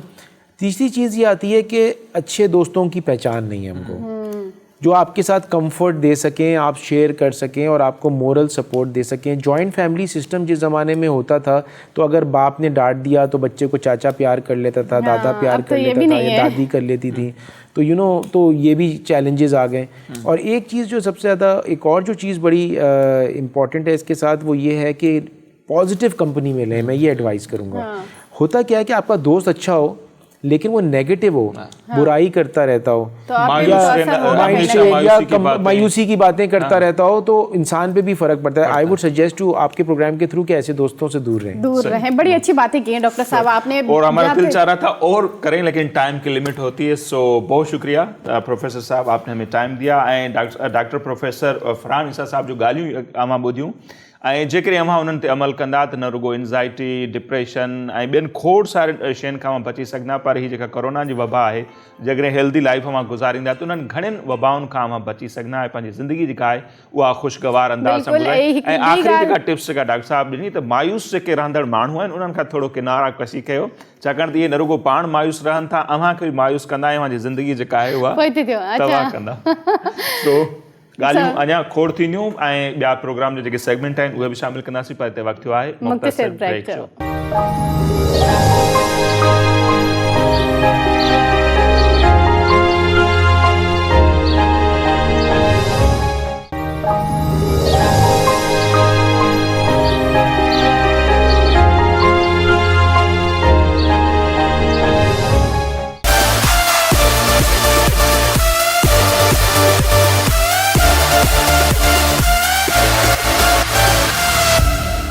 वेलकम बैक नाज़रीन, हिकु दफ़ा ॿीहर तव्हां सभिनीनि खे भलीकार चवंदासीं। ऐं हाणे जे सेगमेंट जो टाइम थियो आहे हुन जो नालो आहे सोशल मीडिया जे जहान में झाती। सो पहिरीं तस्वीर बि मूं वटि आहे ऐं तस्वीर जेकी आहे उहा आहे धुंध ते, ऐं लाहौर जी धुंध ते तस्वीर आहे। हीउ रेलवे स्टेशन आहे जेको बिल्कुलु बि नज़र नथो अचे ऐं ज़रा हिकिड़ी थोरी ट्रेन नज़र अचे थी कि जंहिंमें माण्हू जज करे सघे थो। मुख़्तलिफ़ तस्वीरूं आहिनि, टे मुख़्तलिफ़ तस्वीरूं, हिकिड़ी में लाइट पई नज़र अचे ट्रेन जी ऐं हिकिड़े में प्लेटफॉर्म ते जेके आहिनि माण्हू मौजूदु आहिनि। पंजाब जी धुंध ॾींहों ॾींहुं वधंदी पई वञे ऐं मुख़्तलिफ़ हंधनि ते मोटरवे खे उनजे करे बंदि कयो वेंदो आहे, छाकाणि त खोड़ जेके आहिनि उहे हादसा बि थियनि था। ऐं हीअ रेलवे स्टेशन जी तस्वीर हुई, ॾाढी ख़ूबसूरत लाहौर जी रेलवे स्टेशन ऐं धुंध दौरान ट्रेन जी लाइट बरे पई, उते कुझु घटि ई सही पर मुसाफ़िर बि नज़र आया पियो। सोचियोसीं सो अव्हां सां उहा तस्वीर शेयर कंदा हलूं, ईंदड़ ज़बरदस्त तस्वीर। ऐं सेकेंड जेका तस्वीर मूं वटि आहे उहा आहे हथ जे हुनर जे हवाले सां। ही मुख़्तलिफ़ तस्वीरूं आहिनि ऐं यकीनन अव्हांखे पसंदि ईंदियूं। हिकिड़ो पीरसन आहे जेको कमु पियो करे, उन सां गॾोगॾु जेको कुंभार आहे मिटीअ जा थांव पियो ठाहे ऐं उन सां गॾु जेका ख़ताती थींदी आहे, ख़ूबसूरत जेके लफ़्ज़ लिखिया वेंदा आहिनि हथ सां, उहे लिखिया पिया वञनि। सो उन्हनि पोरियत हथनि खे असीं सलाम पेश कयूं था ऐं हिन धरतीअ जी हिन मुल्क जी सुञाणप आहिनि इहे हथ, इहे कारीगर, इहे पोरियत। सो उन्हनि खे असीं सलाम पेश कयूं था ऐं यकीनन हीअ जेके मुख़्तलिफ़ तस्वीरूं आहिनि उहे बि अव्हांखे पसंदि आयूं हूंदियूं, जेको हथ जो हुनर आहे। वाह, तमामु सुठो हुनर आहे। बहरहाल हिते हिकिड़ी तस्वीर मूं वटि बि आहे त माउ जी ममता, चाहे उहो जानवर हुजनि या इंसान, मां ई हूंदी आहे। त हिकिड़ो हिकिड़ी शेरनी आहे जेकी पंहिंजे ॿार सां प्यार थी करे हिकिड़ो एलिफेंट आहे जेको पंहिंजे ॿार सां प्यार थो करे। एलिफेंट में नर ऐं मादा कीअं? सही आहे, हाथी चवंदासीं हुनखे, पर माउ जी ममता आहे वाक़ई। ॾिसो उहा जेका जानवर हुजनि, पखी हुजनि, इंसान हुजनि, सभिनी में सेम आहे। सो केॾो ज़बरदस्त अंदाज़ सां शींहण जेका आहे पंहिंजे बचे खे भाकुर में भरियूं वेठी आहे ऐं हाथी उहा बि पंहिंजे बचड़े सां प्यार करे पई। नर और मादा होना चाहिए था बीच में। बहरहाल मेल एंड फीमेल हाथी असां एलिफेंट चई सघूं था, मेल एलिफेंट, फीमेल एलिफेंट ईअं ई चई सघूं था। ॿियो किलो पिया ऐं जेकॾहिं ॿाहिरां जेके वाइल्ड लाइफ जा माहिर आहिनि उन्हनि खां खणी पुछंदासीं त फीमेल जेका एलिफेंट आहे हुनखे छा चइबो आहे। सो नेक्स्ट खणी जॾहिं ख़बर पई तव्हां सां उहा शेयर कंदासीं। सो ॿी जेका मूं वटि तस्वीर आहे ही चंबड़ आहे, टंडो लयार भरिसां सिंध जो इलाइक़ो आहे चंबड़। उन सां तालुक़ रखंदड़ ही नौजवान आहे जंहिंजो नालो आहे भगवान दास कोल्ही ऐं उहो पंहिंजे ख़र्चे सां उन्हनि हिकिड़ो स्कूल शुरू कयो आहे पंहिंजे इलाइक़े में।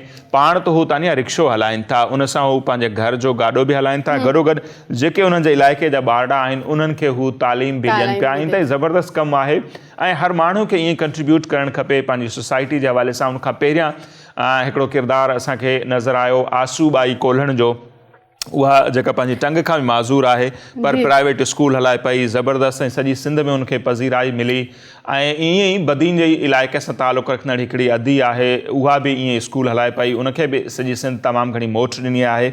ऐं हाणे ही नौजवान जेको आहे भगवान दास कोल्ही चंबड़ सां जीअं ॿुधायोसीं उनजो तालुक़ आहे, उहो बि पंहिंजे इलाइक़े में अहिड़े क़िस्म जूं ख़िदमतूं सर अंजाम ॾिए पियो। तोड़े जो हू रिक्शो हलाए पियो। चवंदा आहिनि त दिलि जेको आहे उहो वॾो हुजणु खपे ऐं हिकिड़ो जज़्बो, हिकिड़ो विल हुजणु खपे त पंहिंजनि माण्हुनि जी असीं कीअं ख़िदमत करे सघूं था। ऐं असां मझां जेको जेकॾहिं चाहे पंहिंजी ते अचे त मुख़्तलिफ़ फील्ड में ईअं असीं पंहिंजनि माण्हुनि जी ख़िदमत करे सघूं था। सो असांजो हिन भगवान दास कोहली साहिब खे बि सलाम आहे त हू ज़बरदस्त कमु कनि पिया। घणियूं ई सुठियूं तस्वीरूं अची वियूं आहिनि। बहरहाल नाज़रीन तस्वीरूं अवां ॾिठियूं, हाणे ॾिसंदासीं वीडियोज़। ऐं पहिरीं वीडियो शायदि कयांव वठी आहे। हाँ बिल्कुलु, मूं वटि आहे ऐं इतफ़ाक़ सां जेके 2 वीडियो आहिनि उहे ॿई मिलंदड़ जुलंदड़ आहिनि, 2 पीर्सन आहिनि, उन्हनि जूं आहिनि। ॿी जेका वीडियो हूंदी उहा छा आहे पाण ॿुधाईंदे। मूं वटि जेका पहिरीं वीडियो आहे हिकिड़ो पीर्सन आहे ऐं ताज़ो जेको हिकिड़ो गानो मशहूरु थियो हो सिंध में त पायां बोस्की जा जोड़ा, उन गाने खे जीअं हू ॿुधे थो ऐं उन पीर्सन जो जेको वरी अंदाज़ आहे पंहिंजो ऐं जंहिं जज़्बे सां हू ॻाए थो त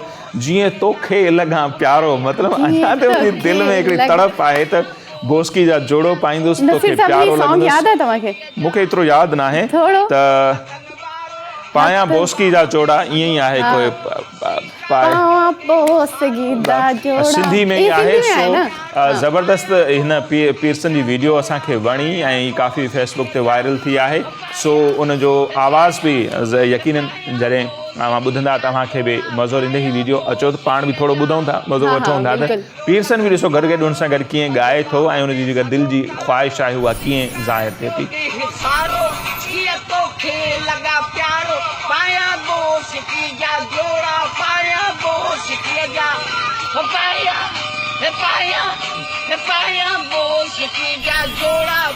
जी त नाज़रीन वीडियो अवां ॾिठी ऐं मुंहिंजी वीडियो बि अव्हांखे ॾिसणी आहे। नसीर साहब खे त पंहिंजो सॉन्ग यादि न आहे पीर्सन जो, पर मूंखे पंहिंजे पीर्सन जो सॉन्ग यादि आहे। ऐं आशिक जी रूह कॾहिं बि पोड़ी नाहे थींदी। ही पीर्सन तव्हां ॾिसो था ऐं छा ही ॻाए थो न बल्कि ॿुधे थो, आवाज़ बि ॾिए थो, वरजाए बि थो त बहारो फूल बरसाओ मेरा महबूब आए।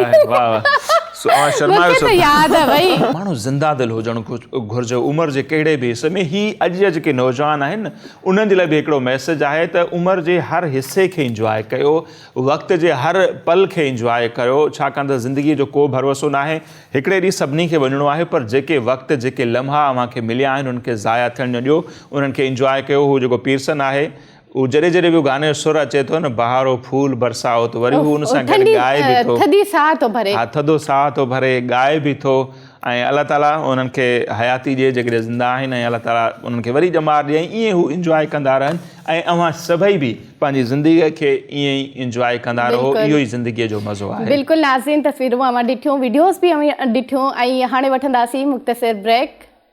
ऐं ब्रेक खां पोइ जेका अॼु जी असांजी ॿी महिमान शख़्सियत आहे, पाण सीनियर सहाफ़ी आहिनि, तज्ज़िये निगार आहिनि ऐं गॾो गॾु TV होस्ट बि आहिनि, करंट अफेयर जा प्रोग्राम कंदा आहिनि। सो उन्हनि सां असीं मुल्क जी सियासी सूरत हाल ते ॻाल्हि ॿोल कंदासीं ऐं गॾो गॾु जेका मुल्क जी माशी सूरत हाल आहे, छाकाणि त मईशियत जा बि एक्सपर्ट आहिनि, चार्टर अकाउंटेंट आहिनि। सो उन ते बि उन्हनि सां ॻाल्हि ॿोल कंदासीं, पर पहिरियां वठंदासीं मुख़्तसिर ब्रेक।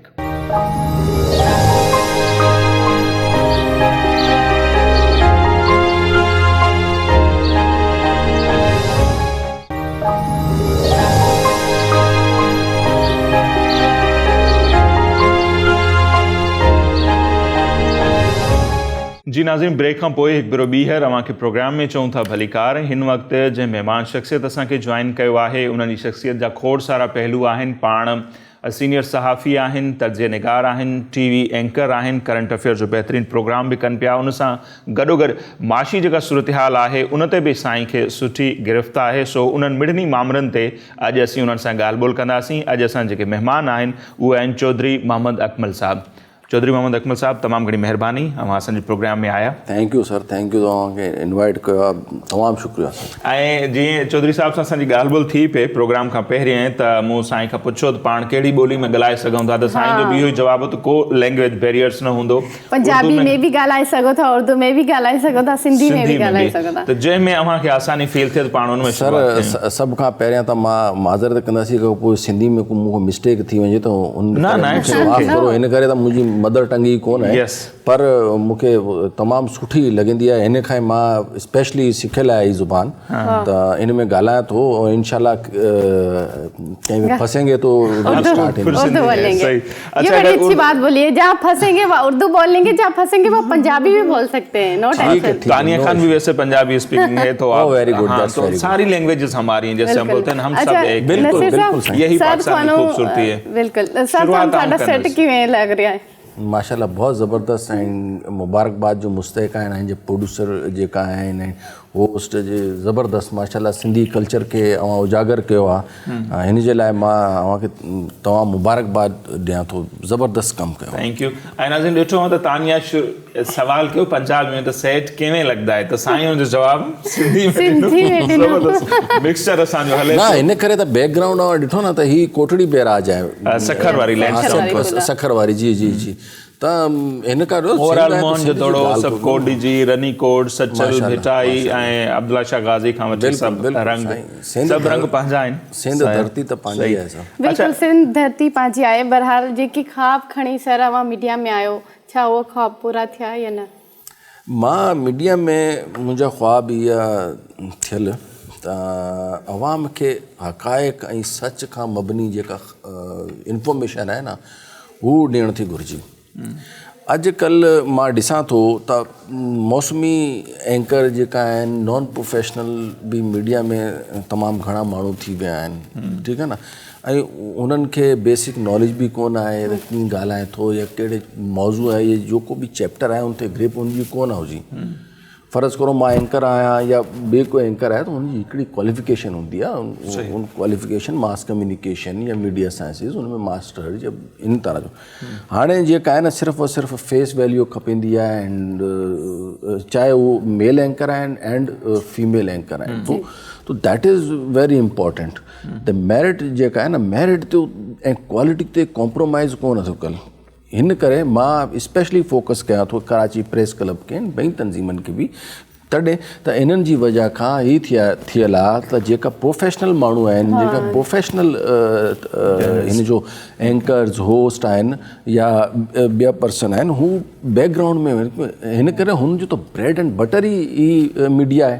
हाणे मां प्रोग्राम में मुख़्तलिफ़ चैनल में वञा थो त मूंखे 2 या 3 सीवी माण्हू ॾींदा आहिनि त यार असांखे जॉब जो कुझु करो त तनख़्वाह मूंखे 3 महीननि खां न मिलियल आहे, न 4 महीननि खां न मिलियल आहे।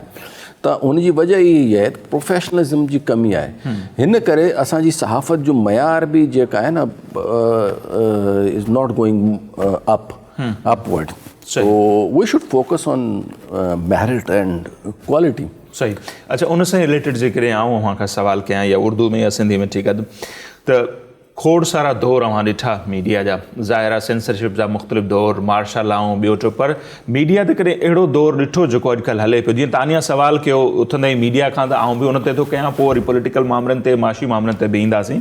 तो मिसाल तौर ॾिसो, एक चाय की होटल पे जो काम करता है वेटर, उसको भी पता होता है कि शाम होगी तो मुझे 500-800 दिहाड़ी मिलेगी, लेकिन मीडिया के इदारों में जो काम करने वाले वर्कर हैं उनको ये पता नहीं होता कि आज का दिन मेरा आखिरी होगा या क्या, और शाम को जब मैं या रात को घर जाऊंगा तो मुझे लेटर तो नहीं थमा देंगे कि कल आप नहीं आना। ये जो मीडिया में सूरत हाल बनी है, इससे हालात पहले के भी आपने देखे? If you want me to be realistic, yes, then हिन खां बुरो हालात economically, I'm not talking about independence of the media, economically means earning point of view सां जेका आहे न हिन वक़्त में मीडिया जा हालात जेका आहे न तमामु डाउन आहिनि। ऐं पोइ मां हिते अॼु ही ॻाल्हि चई रहियो आहियां, इनखे नोट करे सघियो त जो फ्यूचर आहे न, फ्यूचर में मां हिन खे मोर स्प्लिट थींदल। हिन करे त मीडिया ऐं कम्युनिकेशन जा अदर चैनल जेका आहिनि, फॉर एग्ज़ाम्पल यूट्यूब आहे, फॉर एग्ज़ाम्पल फेसबुक आहे, for example TikTok and other application आहिनि, हाणे ही पॉपुलर थी रहिया आहिनि। ऐं अवां नोटिस कयो हुजे त काफ़ी सारा एंकर जेका आहिनि पंहिंजो यूट्यूब चैनल जेका आहे न उहो स्टार्ट ठाहे वेठा आहिनि। त हिन करे जॾहिं तमामु पॉपुलर एंकर पंहिंजी दुकान सेपरेट खोलींदासीं त ही जेको मीडिया हाउसिस आहिनि इन जी इम्पोर्टेंस वधीक घटिंदी, ठीकु आहे न। त हाणे हिन करे असांखे चेंज खे एडॉप्ट त करिणो आहे न बाबा, क्योंकि चेंज खे नथो एडॉप्ट कयो त U will be finished and everything is gone, because change is the necessity. Change जेका आहे न हिकु ज़रूरी शइ आहे, हर 1, 2, 3, 5, 6 सालनि में चेंज आंदी आहे। उन चेंज खे अव्हांखे अपनाइणु घुरिजे। अव्हां न अपनाईंदुसि त हिकु ज़मानो हो त टीवी खे बि चओ त हिनखे ॾिसल गुनाह आहे सो ऑन न हाणे ॾिसो उहा ई जेका क्रिटिसिज़म कनि ऐं पाण उनखे उनमें न, तो तो change should be timely adopted. Everything has a time. पर माशी सूरत हाल जे हवाले सां जेको इहो चयो पियो वञे त बाबा असांजे माशी जेके हालात सां- व्यूज़ आहिनि मीडिया जा 70 अरब समथिंग के वधीक उहे हुकूमत न पई ॾिए तॾहिं अहिड़ा हालात थिया आहिनि. सवनि जी तादाद में इदारनि मां वर्कर कढिया पिया आहिनि. अहिड़ो दौर पहिरियों ॾिठो हुआ? मां बिल्कुलु बि न ॾिठो आहे.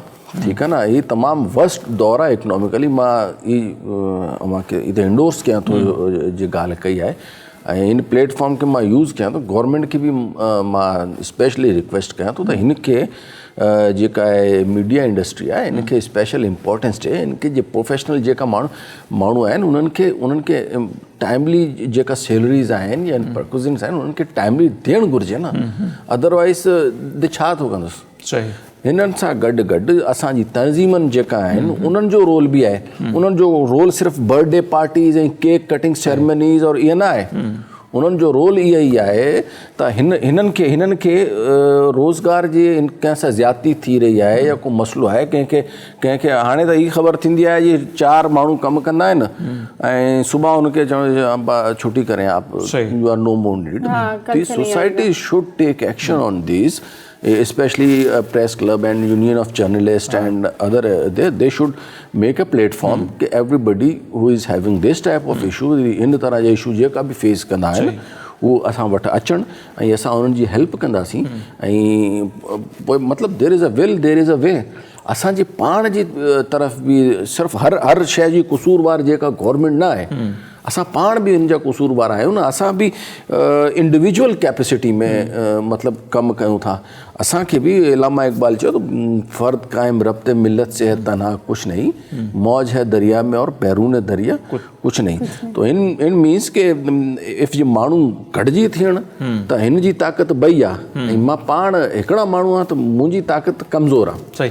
प्लेटफॉर्म आहिनि. प्रेस क्लब थी वियो कराची जो, जेकॾहिं कराची में पाण वेठा आहियूं, ज़ाहिर आहे वॾो सॼे मुल्क में टॉप ते थो अचे. उहो आहे यूनियन ऑफ जर्नलिस्ट आहे, FU जे KU जे मुख़्तलिफ़ तंज़ीम. उन्हनि जो किरदारु कीअं पिया ॾिसो? उहे पंहिंजो किरदारु अदा कनि पिया. सही. उन्हनि खे सभ खां पहले त रूल्स एंड रेगुलेशंस जेका आहे न या SOP जेके चयूं था सेल्फ एडॉप्ट कनि था. फॉर एग्ज़ाम्पल मां चवां थो त होस्ट ऐं एंकर जो जेका आहिनि उन्हनि जी क्वालिफिकेशन खे चेक करणु. बिल्कुलु. ही होस्ट आहे या हू होस्ट आहे उनजी प्रॉपर क्वालिफिकेशन आहे. पहिला त क्वालिफिकेशन सेट करणु घुरिजे न. For example, if I am hosting a show, I should have a relevant experience and qualification, right? Now, when they will make these type of SOPs, जॾहिं हू इन तरह जा SOPs ठाहींदा अथनि त इहे नौटंकी टाइप जा माण्हू आहिनि ऐं पंहिंजी दुकान लॻाई वई आहे त अचो ऐं डिस्कस कयूं था. हुनखे ख़बर पाण खे न आहे न इन्फ्लेशन छा आहे, इन्फ्लेशन जी केतिरी क़िस्म आहिनि, इकोनॉमी ते डिस्कस करे थो. केतिरा ई मां एंकर ॾिठा आहिनि. हुनखे छा ख़बर आहे. और हिन में छोटे चैनल जी ॻाल्हि नथो कयां, वॾे चैनल बि जेका आहिनि न उन्हनि में इहा थिंग आहे की बाबा इकोनॉमी आहे त इकोनॉमी वारो बंदो ॻाल्हाईंदो न. उहो हिकिड़ो इकोनॉमी एक्सपर्ट अचे थो, उहो थिंग्स खे मैनिपुलेट करे थो. मैनिपुलेट खे सिंधी में छा थो चवे, या उनजी जेका डिसइंफॉर्मेशन या ग़लति मतिलबु तो they do this. And they work on their own agenda. If they want to show कि मुझा ऑब्जेक्टिव आहे त मूंखे सिंध गवर्नमेंट या पंजाब गवर्नमेंट या फेडरल गवर्नमेंट खे तनक़ीद करणी आहे, मूंखे फिगर ॾियो, मां अव्हांखे उन्हनि फिगर खां मां चवंदुसि त यार हीअ ॾिसो हीअ छा कयो, हीअ छा कयो, ऐं पोइ मुंहिंजे ई उते आहे इन खे मैं पॉजिटिव पॉइंट बणाई छॾ. तो it depends. So if professionals are there, professional जेका आहिनि उहे इन चीज़ खे आइडेंटिफाई कंदासीं यार ही जेको ॻाल्हि अव्हां करे रहियो आहे ठीकु कोन आहे. फॉर एग्ज़ाम्पल हाणे अॼुकल्ह जेका आहे तमामु तारीफ़ थी रहे जी एक्सपोर्ट वधी चुकियल आहिनि, एक्सपोर्ट वधी चुकियल आहिनि. बाबा हाणे तव्हां एग्ज़ैक्ट फिगर त ॾिनो न छा आहे जो ट्रेड डेफिसिट जेका आहे. एक्सपोर्ट त वधियल आहिनि, एक्सपोर्ट ₹1 वधी आहे, इम्पोर्ट ₹3 वधी आहे. बिल्कुलु. ट्रेड और हुन जे मुक़ाबले में ट्रेड डेफिसिट जेका आहे उहो मतिलबु अव्हां जी जेतिरी हाणे मूं वटि एग्ज़ैक्ट फिगर न आहिनि, but I just want to tell you कि जेका पाकिस्तान जी एक्सपोर्ट आहिनि ट्रेड डेफिसिट हुनखां वधि आहे. सही. जनवरी जो. बिल्कुलु. ईज़ी अल्फाज़ में मां थो ॻाल्हायां, इफ़ असां 2 रुपए जी एक्सपोर्ट कई आहे त असां 4 या 5 रुपए जी इंपोर्ट कई आहे। तो नाउ दे आर फोकसिंग, पिछले महीने असांजी एक्सपोर्ट 1 रुपए जी हुई, हाणे 1 रुपए 10 पैसे जी आहे। एक्सपोर्ट में ॾाढी तरक़ी थी रहे। बाबा ही त ॿुधा न, पोइ इंपोर्ट जो फिगर बि उन सां जो रिलेटेड फिगर आहे। हाणे current account surplus at the end of the day in June, this account current account surplus will turn into negative. It will become negative because your tax targets are not up to the mark. ठीक है ना। वो जुलाई जो पहली ॻाल्हि त इहा आहे, इन्हनि टैक्स जो टारगेट ई 2,200 अरब रुपए जो हो, उहे अचीव त करे रहियो आहे, पर ई कम आहे। जो इनजे अखराजात आहिनि उन्हनि जे मुक़ाबले में ही टारगेट कम आहे। तॾहिं त ही जो करंट अकाउंट जो सरप्लस आहे, in the end this difference, ही जो डिफरेंस आहे उनमें जॾहिं वेंदो त करंट अकाउंट बि डेफिसिट में ईंदुसि। ठीकु आहे, ही ॻाल्हि आहे। त technical thing should be there. And even law ते मां ॾिसां थो त तमामु लोग प्रोग्राम कनि था कि कानून ईअं आहे त इंसाफ़ ईअं आहे त हिते हुनजी बाबा प्रोग्राम था थियनि, कैमरा खणी कंहिंजे तव्हां घरनि में दाख़िल था थियनि, छापा मार टीमूं, छापा मारनि टीम। टीवी चैनल ते पंहिंजी दुकान स्टार्ट कई आहे, फ़ोन कयो थो। हिकिड़ो मां चैनल ॾिसो, हुते जेको आहे हिकिड़ो डॉक्टर औलाद न थींदी त हुननि जो मशवरे इलाही कुझु हले थो ईअं त। बहरहाल सर, सियासत जे बारे में बि ॻाल्हाईंदासीं। ब्रेक जो टाइम थी वियो आहे। भले भले। सो व्यूअर्स, हाणे टाइम थियो आहे नंढी शॉट ब्रेक जो। वापसि मोटींदासीं, असां सां गॾु रहिजो।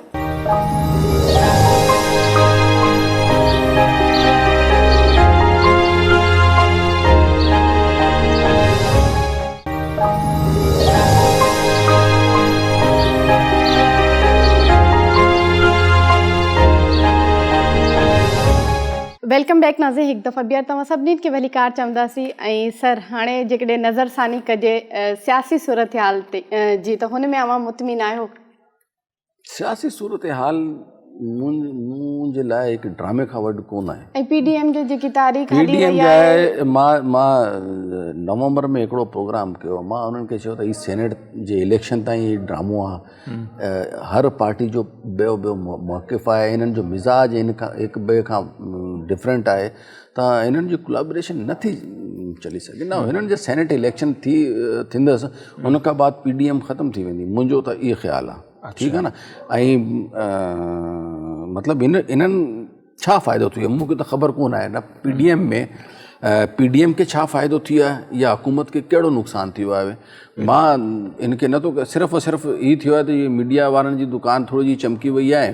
ठीकु आहे न। उन्हनि खे सुबुह में हिकिड़ो आहे पंहिंजो शहज़ाद अकबर अचे थो त हू प्रेस कॉन्फ्रेंस करे थो, त पोइ हिते सिंध हुकूमत जा तर्जुमान अचे थो, पोइ मरियम नवाज़ अचे थो। बसि ही this plus and minus is going on. And जेका प्रैक्टिकली को फ़ाइदो न थियो। ठीकु आहे न। सर, वज़ीर आज़म इमरान ख़ान जो नालो न वरितो? न इमरान ख़ान जो नालो हिन करे न वठो त अवां सवाल पीडीएम जे हवाले सां कयो न। इहे बि सियासी सूरत में इहे बि त आहिनि न। मां ई चवां थो त पीडीएम जेका आहे इमरान ख़ान खे को बि नुक़सानु न पहुचायो आहे till date. That is the end result छा आहे टिल डेट। पीडीएम जी तमामु रैलियनि ऐं जलसनि ऐं जुलूसनि सां वटि उन गिलगित बल्तिस्तान में हुकूमत क़ाइमु करी छॾी आहे। हाणे अच्छा सर, जेकॾहिं हाणे इन ते अचूं, माना हिकिड़े पासे या पीडीएम जी जहिड़ी तहिड़ी हिकिड़ी तहरीक हले पई, हाणे त लोकल डिवीज़न लेवल ते बि हुननि जा जलसा थियनि पिया। जलसा वरी शाहिद खाकान अब्बासी जो लंडन वञणु, उनजो वापसि अचणु, कुझु माण्हू चवंदा बैकडोर जेके आहिनि राब्ता बि थिया आहिनि। तॾहिं ज़िमनी चूंड में बि हिसो वठनि पिया पीडीएम वारा, सेनेट इलेक्शन जो में बि हिसो वठे, इस्तीफ़ाउनि वारो मामिलो पोइ हिते हलियो वियो आहे। गॾोगॾु वरी फॉरेन फंडिंग केस बि जेको आहे अची वियो, फ़ैसिलो महफ़ूज़ थी वियो आहे। हीउ थिए छा पियो असल मिक्सचर जेको थिए पियो? फॉरेन फंडिंग में जेका आहे न उहो हिकु कानूनी नुक़्तो आहे। मामिलो जेका आहे कोर्ट में आहे, त हुन ते असां पोइ कमेंट त नथो करे सघूं। इलेक्शन कमीशन जेको आहे उहो त महफ़ूज़ हुननि कयो आहे। हा, अच्छा, इलेक्शन कमीशन जे हवाले सां मां ॿुधायां, हुनमें ॿ पिटफॉल्स आहिनि, बड़े मतिलबु इशूज़ आहिनि। If foreign funding U have received, foreign funding में इहा आहे त को बि हिते जी जो सिंध जी जेका पार्टी हुजी, उहो फॉरेन कंहिं बि ऑर्गेनाइज़ेशन सां या कंहिं बि गवर्नमेंट सां फंड नथी घुरिजी सघे, बट फ्रॉम एन इंडिविजुअल। हिकु माण्हू हू के डोनेशन या को फंड ॾिनो आहे त हू रिसीव करी सघे थी। ना ही डिपेंड करे थो त पार्टीअ या वकला हज़रात कंहिं क़िस्म जा बयान ॾिठा आहिनि या क्या उन जे पिछे हक़ीक़त छा आहे, उते वाकई कंहिं गवर्नमेंट या ऑर्गेनाइजेशन सपोर्ट कयो आहे इनखे या न कयो आहे। त जेको बि हुजे असांखे जे सामने अचे अकबर बाबर हुजे, PDM वारा हुजनि, उहे त काफ़ी पुरुमीद था नज़र अचनि थी। 7 सालनि खां केस रोलडे जो शिकार हो। नेठ हाणे पहिरियां त हिननि मञियो ई कोन पियो त अमेरिका में का फंडिंग थी आहे, हाणे तस्लीम कनि था, वरी चवनि था कुझु फर्दनि पंहिंजे लेवल ते कयो।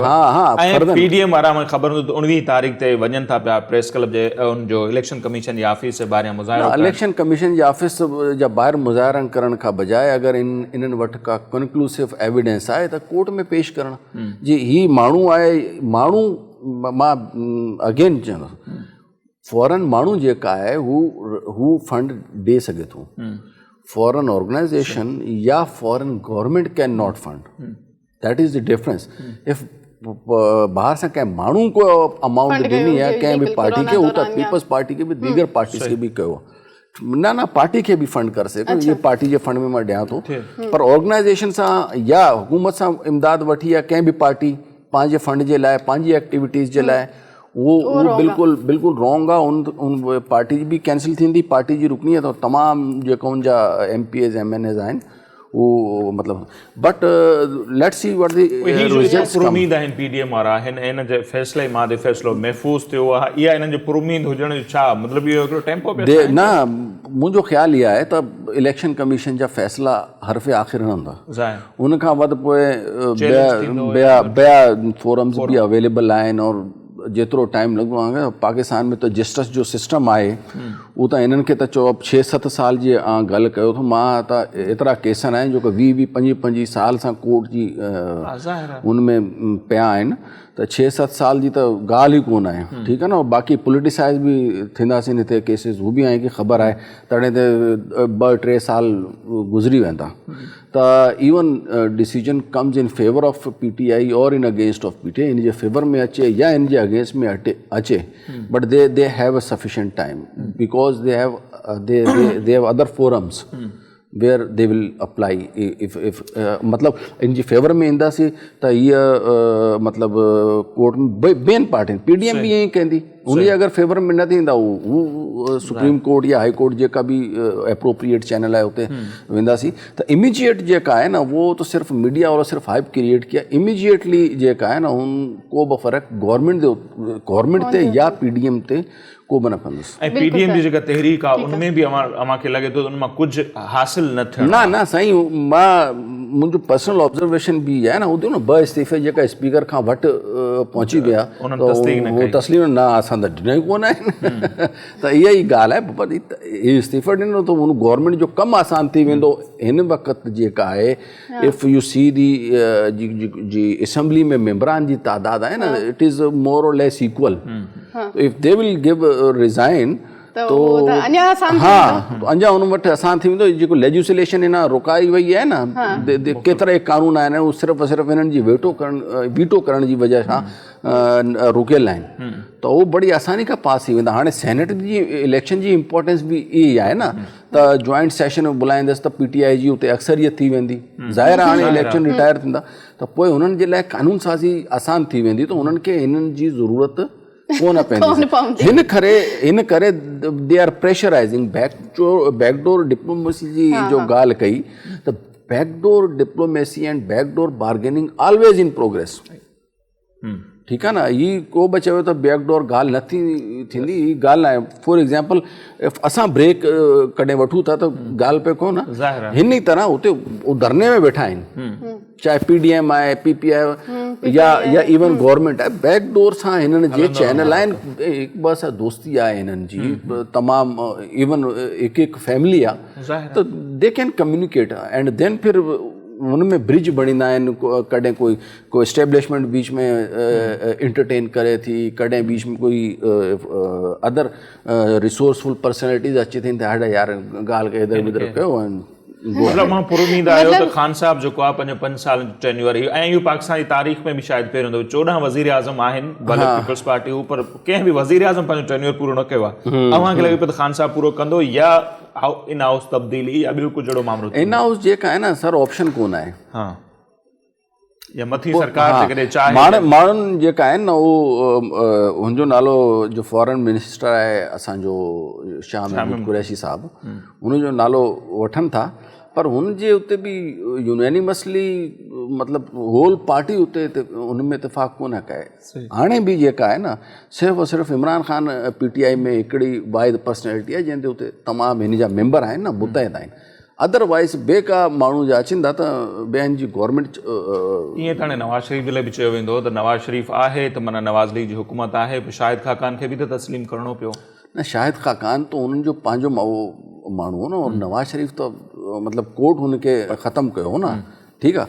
पर उन वक़्त में और हिन वक़्त में फ़र्क़ु इहा आहे त गवर्नमेंट जो जेको सीटनि जी तादादु आहे न हुन में फ़र्क़ु आहे।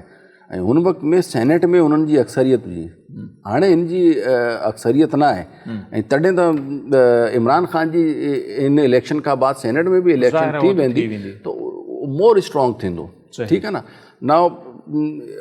असल जो जेको मसइलो आहे न, जेका चाहे PDM हुजे या उहो हुजे अपना PTI, जो अवामी जेका मसाइल आहिनि न हू पंहिंजी जॻह ते आहिनि। मूंखे ॿुधायो, मां सिंध में या इवन पंजाब जा लोअर पंजाब स्पेशली उते मां एग्रीकल्चर जी ग्रोथ जे हवाले सां को कमु न थियो आहे। इसी तरह उमरकोट आहे, कुंदरी आहे, मीरपुर ख़ासि आहे। हाणे हिते जेका आहे न ज़मीन जा जेका पाणी आहे उहो बि कम जो न आहे, उहो तमामु खारो आहे। ऐं जो दरिया जो जेको पाणी आहे टेल जा, त उते पाणी पहुचे कोन, जो थोरा बहुत पहुतो वॾल जेका उते जा ज़मीनदार आहिनि, जीअं MNA MPs आहिनि, उन्हनि तमामु कब्ज़ो कयो आहे। उते हिकिड़ो वक़्तु हो, मां ॿुधायां थो, ही कुंदरी में ऐं मीरपुर ख़ासि में it was very popular for mangoes, you know. हाणे मां उते वियो आहियां शादी में, त उते बाग़ ई कोन आहिनि, बिल्कुलु ख़तमु थी विया आहिनि। कंहिं करे त पाणी कोन आहे, पाणी कोन आहे। हाणे गवर्नमेंट इन ते छो नथो फोकस कए? सही, कंहिं रोकल आहिनि उनखे? बाबा अम जो बाग़ात उते करो, ऐं अम जी एक्सपोर्ट जेका आहे, अम ऐं कीनू, ही 2 फ्रूट जेका पाकिस्तान जा आहिनि, खणो ज़रो मुबादलो करे, सिंध हुकूमत बि मज़बूत थींदी। Same is the case with other मतिलबु is not only I am talking about Sindh, other agriculture खे तमामु बुरे तरीक़े सां इग्नोर कयो। ऐं हिन वक़्त में जेका TV ते अचल था न, इकोनॉमी तमामु स्ट्रॉन्ग थी वई आहे, it is just a balloon. Balloon खे सिंधी में छा थो चइबो? गुबारो। हा, गुबारो आहे। इन जी बेस कुझु बि न आहे। टेक्सटाइल इंडस्ट्री जेका आहे थोरी बहुत जेका आहे उनमें वज़न आहे, उनमें जॉबनि मिलनि आहिनि, बट कंसिस्टेंसी कोन आहे। हिन करे त कोविड जॾहिं ओवर थींदो त इंडिया ऐं बांग्लादेश पोइ पंहिंजी एक्सपोर्ट क्योंकि असांजी जेकी कॉस्ट ऑफ मैन्युफैक्चरिंग आहे, जेका लागत आहे, उहो इन्हनि मुल्कनि सां वधि आहे, त पोइ ऑर्डर डाइवर्ट थींदासीं, ठीकु आहे न। हाणे हिन में को step government trade policy announce कया, let's see what they decide, but the textile में अदरवाइज जी कंस्ट्रक्शन में पैकेज ॾिनो आहे, और सीमेंट, बस सीमेंट और स्टील जी जेका पैदावार ऐं उसमें इज़ाफ़ो थी रहियो आहे, उहो त CPEC जी वजह सां आहे। उनमें जेका आहे वो रियल इस्टेट या कंस्ट्रक्शन इंडस्ट्री, प्राइवेट सेक्टर जेका घरनि जी स्कीम हुई, हुनजो रोल कोन आहे। मूंखे त हिते रियल इस्टेट जो कमु या बिल्डर्स जो या कंस्ट्रक्शन में मूंखे प्राइवेट सेक्टर ते को बि इम्प्रूवमेंट ओवरऑल वरी जॾहिं सियारे जी सीज़न थिए थी त इंडस्ट्री ओवरऑल पाकिस्तान जी वेझी थी वञे, गैस कोन्हे। असां वटि ॾिसो इंडस्ट्री 3-4 महीना जेकॾहिं अव्हांजी इंडस्ट्री बंदि हूंदी त पोइ छा तव्हां कम्पीट कंदा? हाणे इन्हनि LNG ते कयो आहे, लेट होप। मां जेको ट्रेड पॉलिसी जी हिकिड़ी I think it's not yet approved, but J trade policy आहे हुन में मां ई सुनियल आहे, ॿुधो आहे, यस, मां ॿुधो आहे त उन में ई गैस ते ऐं बिजली ते सब्सिडी ॾींदासीं। If they do this, E subsidy ॾियनि था, तॾहिं असांजी जेका एक्सपोर्ट आहिनि उहो कम्पीट करणु बांग्लादेश ऐं इंडिया सां, तॾहिं वी कैन से त और जेका एक्सपोर्टर आहिनि हू इन में कम्पीट करी सघनि। सब्सिडी जे तमामु घणो ख़िलाफ़ रही आहे हुकूमत। ख़ान साहब जो जेके बयान न हाणे ॾिसो IMF जो असल प्रेशर आहे, ख़ान साहब जी हुकूमत जो ॻाल्हि न आहे, एक्चुअली ही जेका आहे न ही IMF जो प्रेशर आहे त सब्सिडी न ॾियो, हिन करे इन सब्सिडी न ॾिनो, बस सब्सिडी जो बग़ैर एक्सपोर्ट नथी वधी सघे, ही पॉसिबल ई कोन आहे न। सही कि export, why I am going to purchase something from Pakistan if I am getting the same thing at low cost from Bangladesh. Yes, तो government should have to reduce the cost, government should have to give incentives to the export sectors in taxation matters, in other things, तॾहिं ये export वधंदी। Government जो revenue जेका आहे न उहो बेशक कम थींदा, पर जो पब्लिक GDP ग्रोथ जेके आहे न, GDP जो वॉल्यूम आहे उहो वधंदो, मतलब उनमें इजाफा थींदो, ऐं हीअ वक़्त जी ज़रूरत आहे। अच्छा सर, टाइम इलाही घटि आहे, वेंदे का मैसेज असांजे व्यूअर्स लाइ या यूथ लाइ? बसि मां त हिकिड़ी ॻाल्हि चयां थो, उमेद रखजासीं, ठीकु आहे न? माशाल्लाह, तमामु सुठियूं ॻाल्हियूं कयूं। हाँ, बसि उम्मीद ते दुनिया क़ाइमु आहे। पविस्ता रहे शजर से उम्मीद बहार रख। त असां दुआ कंदासीं त गवर्नमेंट कंहिंजी बि अचे, असांखे हिन सां को ग़रज़ न आहे। आम आदमी, ग़रीब आदमी जी ज़िंदगी में इम्प्रूवमेंट तमामु ज़रूरी आहे। के बि गवर्नमेंट आहे हुन जे लाइ मुंहिंजो मैसेज आहे, बाबा थोरो ग़रीबनि जे लाइ कमु कयो, ग़रीबनि खे थोरा अञा ग़रीब थींदा था वञनि। सही ॻाल्हि। हाँ, गुरबत ख़तमु कयो, ग़रीबनि खे ख़तमु न कयो। सही, ही मैसेज। सही जी, त तमामु घणी महिरबानी अव्हां जी चौधरी मोहम्मद अकमल साहब, ऐं खोड़ दिलचस्प ॻाल्हियूं थियूं अव्हां जूं। यकीनन अव्हां बि ॿुधियूं हूंदियूं, चौधरी मोहम्मद अकमल साहब न रुगो मुल्क जी जेका सियासी सूरत हाल आहे उन हवाले सां असांखे अपडेट कयो ऐं पंहिंजनि ख़्यालनि जो इज़हार कयो, पर मुल्क जी माशी सूरत हाल जे हवाले सां बि उन्हनि खोड़ सारियूं ॻाल्हियूं कयूं। ऐं संदन इहो चवणु आहे त PDM जी जेका तहरीक आहे उहा हिन वक़्त ताईं को बि ॿूटो न ॿारे सघी आहे, संदन राय आहे। ऐं गॾो गॾु उन्हनि जो इहो बि चवणु आहे त ख़ान साहब केॾांहुं बि न पिया वञनि। बहरहाल ईंदड़ ॾींहंनि में ॾिसंदासीं त जेका PDM जी तहरीक आहे उन जो को खड़तेल निकिरंदो या न। सो अॼु जे प्रोग्राम में फ़िलहालु एतिरो ई, ऐं असांखे ॾींदा इजाज़त, ऐं सुभाणे हिकु भेरो ॿीहर वरी अव्हां जी ख़िदमत में हाज़िर थींदासीं। तेसिताईं अल्लाह निगहबान।